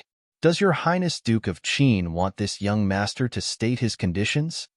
You can choose not to, Long Fei replied. Your Highness Duke of Qin means we can't come to an agreement? Gu smiled again. Of these two men, one loved to talk glibly, while the other cherished his words like gold. One laughed like a second nature, while the other had been expressionless for years. How were they supposed to talk? Long Fei wished he could just leave, but he couldn't. More than that, he wanted to kill Gu with a single blow, but that was even more impossible. Gu's threat just then might not have been real. It was very possible that it was just a threat, but he couldn't afford to gamble on it. Of course, Gu Qishao wanted nothing more than to take advantage of Long Fei, but he knew it was impossible. He couldn't afford to gamble on his undying body either. Once this secret was exposed, how many people would come looking for him? He might even become the public enemy of all of Cloud Realm continent and become a rat that everyone wanted to beat up. Hadn't the poison sect been destroyed by the medical academy because the Gu poison was too dangerous? Thinking up to here, Gu Qishao's smiling eyes flickered with a touch of sorrow. Death was a man's greatest fear, but immortality was his greatest sorrow. State your conditions. Long Fei was too lazy to argue. Gu got straight to the point. Just two. First, keep the secret of my undying body. Second, Gu's expression turned vicious. Second, help me destroy Medical City. Medical City. Long Fei laughed. What? You don't dare. Gu was disdainful. Medical City was Cloud Realm Continent's #1 power. Leaving aside the medical field, its wealth and martial prowess couldn't be underestimated. A single city was enough to form a country of its own. Long Fei had never been afraid of anything in his life. He was curious about the grudges between Gu and Medical City. Where did your undying body come from? What does it have to do with the poison sect? Long Fei asked. Long Fei, you only need to agree or not. Everything else has nothing to do with you. Gu's face was gloomy, and he no longer smiled. Knowing that he wouldn't say anything, Long Fei didn't pursue the matter. Instead, he asked, what can you promise this prince? Keep your mouth shut about Mute Granny. At this point, Gu's lips curled into a self-deprecating smile. As for the matter of the antidote, this young master will admit defeat. These two matters are one and the same, Long Fei said. As soon as he said that, Gu knew what he meant. Those are two different things. They're not the same thing. He had made two conditions to Long Fei, but Long Fei had only made one condition for him. If the antidote was included, both of them had made two conditions, which was fair. Unfortunately, Long Fei was far more shrewd than the businessman Ouyang Ningnua, much less Gu. He said, Gu, you schemed against this prince regarding the antidote for broomcorn millet poison, but this prince didn't pursue the matter. What else do you want to pursue? Gu's face darkened, but he had nothing to say. Unexpectedly, Long Fei scoffed. You're digging your own grave. If not for the matter of the antidote, Long Fei would never have guessed that the black-robed man who had barged into the hidden pavilion was Gu. Nor would he have known that Gu had an undying body. Gu Qishao had thoroughly lost this battle. Gu was silent for a long while before he spoke. You're just relying on the fact that Han Yunqi likes you. Given that poison lass's intelligence, if she hadn't been bewitched by Long Fei, how could she not have seen through the trick? Stay away from her. Long Fei narrowed his eyes, a threatening aura emanating from his entire body. Gu was disdainful. Why should I? Without a doubt, these words angered Long Fei. He moved quickly and grabbed Gu by the neck. Gu didn't take it seriously at all. Instead, he turned serious and asked Long Fei, why should you? Han Yunqi is this prince's wife. Long Fei laughed coldly as he retorted to Gu, Why should you question this, prince? Gu Qixiao laughed out loud. Long Fei, did you marry her? During the grand wedding, the Duke of Qin's estate had sent a wedding nanny to the Han estate to pick up the bride. It was even Han Kongan who'd hired the bridegroom. On the day of the wedding, Han Yunqi had been turned away at the gates. Her words, "You missed the auspicious hour. Come back tomorrow," had become the biggest joke in all of Tianing. If Han Yunqi hadn't been smart enough to spend the night at the Duke of Qin's estate, would she really have been able to enter? How would she have gotten off the sedan chair? How would she have entered the Duke of Qin's estate?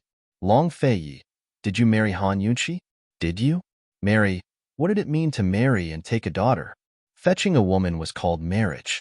Faced with Gu's questions, Long Fei suddenly fell silent. But Gu wasn't done yet.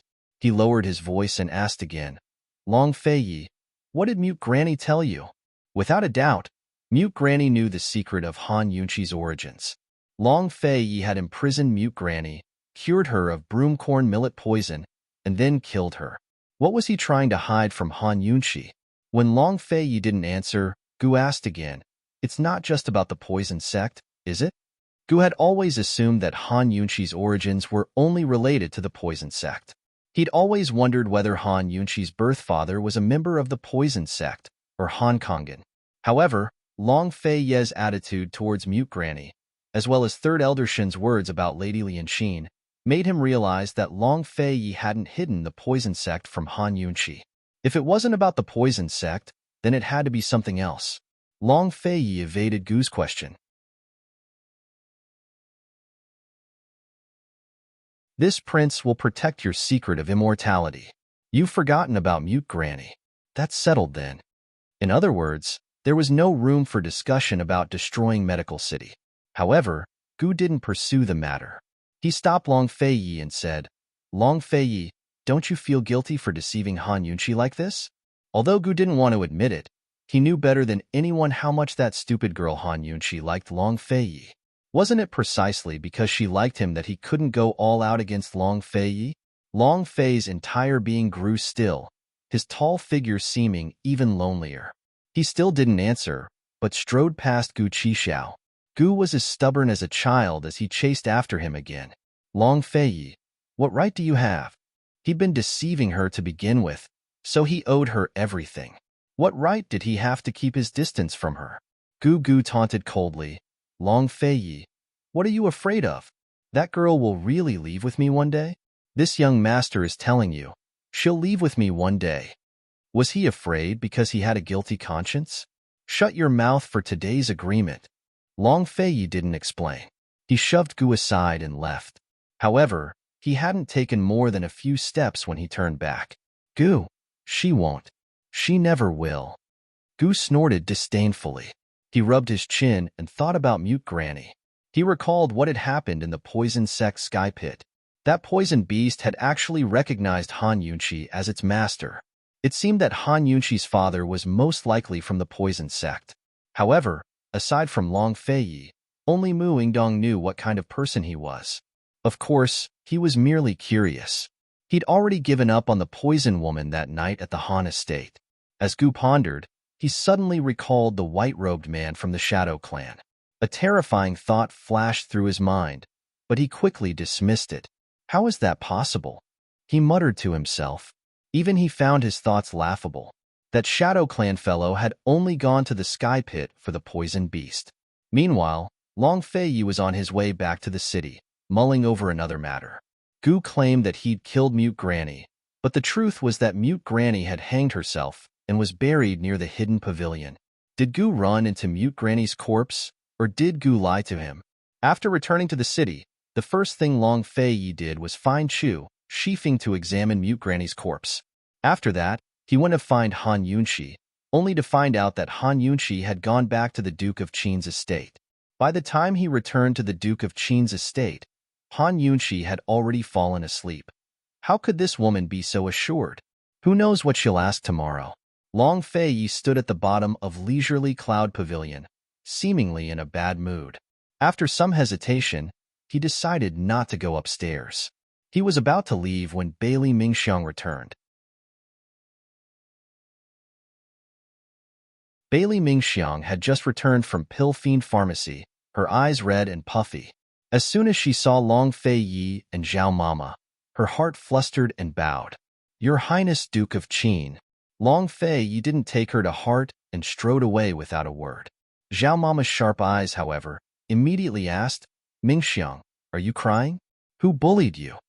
Bailey Mingxiang had purposely returned late because she didn't want to run into Zhao Mama, but the more she was afraid, the harder it was for her to hide. "Today is my mother's birthday. When I thought of my childhood, I felt a bit sad," Bailey Mingxiang replied. Zhao Mama didn't know much about the details, so she assumed it was true. She quickly comforted Bailey Mingxiang and told him to sleep in her rooms tonight. As for Su Xiaoyu, ever since Pill Fiend Pharmacy was built, she often spent the night there, researching medicinal ingredients. It was common for her to not return home. At this time, Su Xiaoyu was indeed in Pill Fiend Pharmacy. She was alone in the pharmacy, looking through medicinal books as she searched for herbs.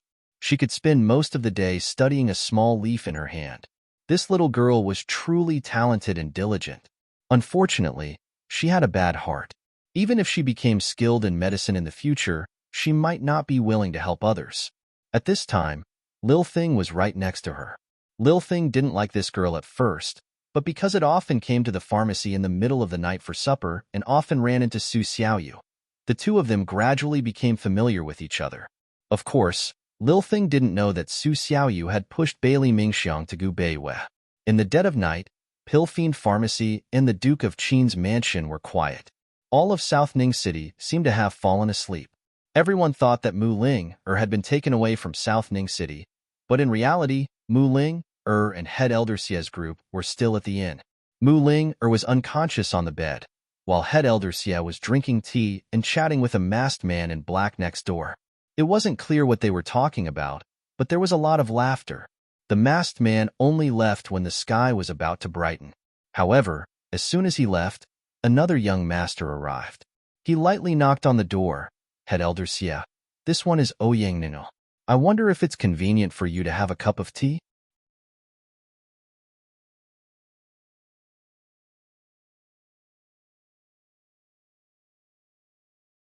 Chapter 520. Ouyang Ning Nuo? Head Elder Xie was stunned and quickly opened the door. "Head Elder Ouyang, you have urgent business in the middle of the night?" Although Medicine City controlled most of Cloud Realm Continent's medicinal ingredients market, most of the real business depended on Cloud Realm Trade Consortium. Head Elder Xie and Ouyang Ning Nuo were close friends. "It's nothing urgent. I just happened to pass by and knew you'd be staying here tonight, so I came up for a cup of tea." Ouyang Ning Nuo was very casual as he sat down to brew tea. Head Elder Xie fell silent. Ouyang Ning Nuo was a busy man who valued time like gold. How could a visit in the middle of the night be just a coincidence? There had to be something important going on, too. Ouyang Ning Nuo glanced at the used teacup on the side before quietly drinking a few cups. Finally, Head Elder Xie couldn't take it anymore. Did Head Elder Ouyang come for Pill Fiend Pharmacy? Ouyang Ning Nuo wanted to speak, but stopped himself with a smile and shook his head. "Head Elder Ouyang, old man doesn't treat you as an outsider, but you treat him like an outsider? Just what happened?" Head Elder Xie grew unhappy. Ouyang Ning Nuo smiled helplessly and refused to speak.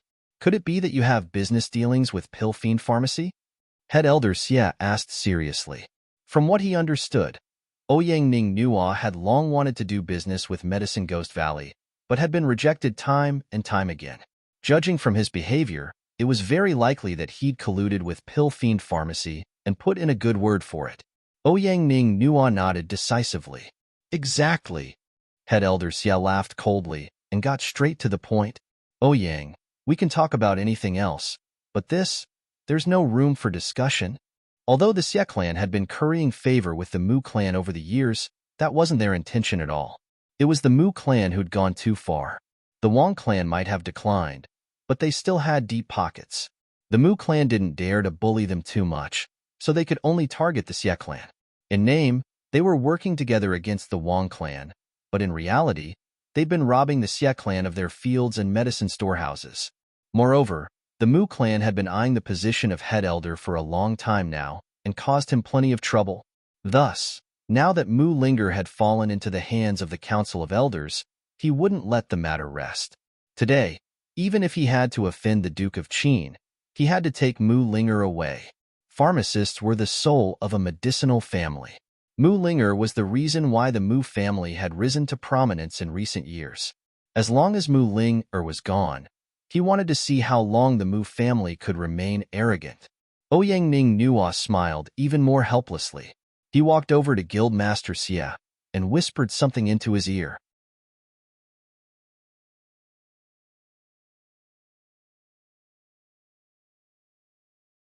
As long as President Xie has a way to convince the Mu clan to marry Miss Ling to me, I promise to sell the Xie clan's medicinal ingredients unconditionally within 5 years. At the very least, the Xie clan's medicinal ingredients will take up 50% of the market. Guildmaster Xie was not only moved by his words, but pleasantly surprised as well. The 3 great clans of Medicine City all sold their medicinal ingredients to Cloud Realm Trade Consortium.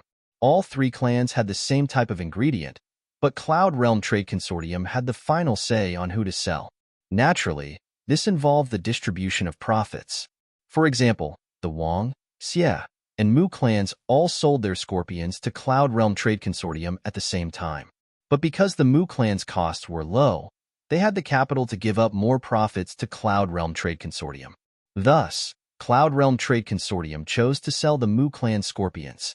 Within 3 years, everyone in Cloud Realm continent knew about the Mu clan scorpions, but not the Wang or Xie clans. If Ouyang Nuo could sell the Xie clan's medicinal ingredients unconditionally for the next 5 years, then the Xie clan would have a chance to surpass the Mu clan even without a genius pharmacist like Mu Linger. This matter requires further consideration. If you have time, you can set a time to come to Medicine City. To discuss the details, Guildmaster Xie relented. All right, I'll definitely pay you a visit. Ouyang Nuo was very happy. He casually picked up the contract on the table, but Guildmaster Xie was about to pick it up as well. In his moment of awkwardness, Ouyang Nuo beat him to it. Guildmaster Xie was rather displeased. Ouyang Nuo didn't feel awkward at all. Instead, he smiled and said, "Since President Xie has the heart, then we'll discuss this matter at length." Just like that, Ouyang Nuo left happily with the contract. Guildmaster Xie's face was half black as he regretted giving in too quickly. Ouyang Nuo had figured out his true intentions. "President, that brat's too petty. What sincerity? I think he's even willing to use marriage as a bargaining chip." The retainer couldn't take it anymore. "Humph, let's see how he talks to old man when the time comes." Guildmaster Xie said angrily. "President, then what about the Duke of Kong?" The retainer murmured. Before Ouyang Nuo's arrival, Northern Li's Duke of Kong had come to discuss Mu Linger's marriage as well. He expressed his desire for the Council of Elders to support his crown prince's decision to take Mu Linger as an imperial concubine. The Duke of Kang's conditions were also very tempting. The Duke of Kong said that as long as the Council of Elders could facilitate the marriage, Northern Li's imperial clan would be willing to open up the northern snowy regions to the Xie clan and allow them to plant medicinal ingredients there. Northern Li had Cloud Realm Continent's only snowy plateau, which was the best place to plant medicinal ingredients. The 3 great clans of Medicine City had coveted it for years. Guildmaster Xie furrowed his brows in silence. To him, Ouyang Nuo and Junie Xie were like a fish and a bear's paw, but he couldn't have his cake and eat it too. Of course, whether he wanted the fish or the bear's paw, he had to find a way to force the Mu clan to agree to the marriage. Moreover, he had to be on guard against Mu Ling, continuing to make medicinal ingredients for the Mu clan after she got married. "It's difficult," Guildmaster Xie muttered to himself. President Xie muttered to himself. From this night onwards, he was probably going to have insomnia. "President, that brat Ouyang Nuo has always worked with the Mu clan. I think the Duke of Kong is much more reliable than him." The retainer said, "Junie Xie is reliable, but don't forget that Junie Xie is the head of the 100 Poisons sect. Medical City is keeping a close eye on him." Guildmaster Xie said simply. Even if he took the top spot in Medicine City, it'd be meaningless if he offended Medical City. "President, the Duke of Kong is the head of the 100 Poisons sect, but the northernly crown prince isn't. The retainer reminded hastily. Guildmaster Xie nodded thoughtfully. Actually, he still favored Junie Xie in his heart, but he had no idea that Junie Xie had long been in cahoots with Mu Yingdong. Northern Li's imperial clan had long opened up the snowy plateau to the Mu clan. Their first batch of medicinal ingredients was about to mature as well. Currently, Junie Xie was in Mu Yingdong's rooms, drinking merrily with him. Old man promises that old thing Xie Dei will definitely agree to such a huge temptation. Mu Yingdong was very happy. He'd lured Xie Dei to Pill Fiend Pharmacy to capture Mu Ling, or precisely because he had a backup plan. Otherwise, how could he be willing to lose a genius pharmacist for nothing? Now, all he had to do was wait for the Council of Elders to pressure the Mu clan so that he could legitimately agree to marry Mu Ling, to Northern Li's crown prince. Junie Xie was also very confident in this matter and had no intention of discussing it. Instead, he was more concerned about the poison pond in Medicine Forest. Is there still no sign of it? Mu Yingdong shook his head. You're talking about the poisonous grass in Han Yunqi's poisonous pond. This old man can't figure it out. Could it be that she's already been to Medicine Forest? Junie Xie shook his head. This matter must be investigated thoroughly for this prince. Even his master couldn't cure the poison in his shoulder. The more he thought about it, the more he felt that the poison had been cultivated in Medicine Forest's poison pond. Han Yunqi had also mentioned this when she provoked him. His master had always wanted him to properly control Northern Li's horse farms and forbade him from interfering with Medical City and Long Fei Ye's relationship with Han Yunqi. When he returned to South Ning Prefecture, he used the excuse of investigating the poison pond in Medicine Forest to gain his master's permission. How Mu Yingdong planned to retaliate against Pill Fiend Pharmacy and whether head elder Xie would agree to Jun Yixie's request or Ouyang Ningnua's request would all have to wait until they returned to Medicine City. Meanwhile, at the Duke of Qin's estate, Han Yunqi hadn't slept the entire night as she pondered how to save Mu Ling. Early the next morning, she went to Pill Fiend Pharmacy. She didn't ask about the duel between Long Fei Yi and Gu, which made both parties very uneasy. They both appeared in front of her at the same time. You're tuning in to the Romance Rendezvous YouTube channel. We're so grateful for your support, and don't forget to subscribe to join us on this incredible journey through captivating stories. Your generosity through donations truly makes a world of difference, as it's the primary source of revenue that allows me to expand and enhance this channel for you. Thank you from the bottom of my heart for being a part of this adventure.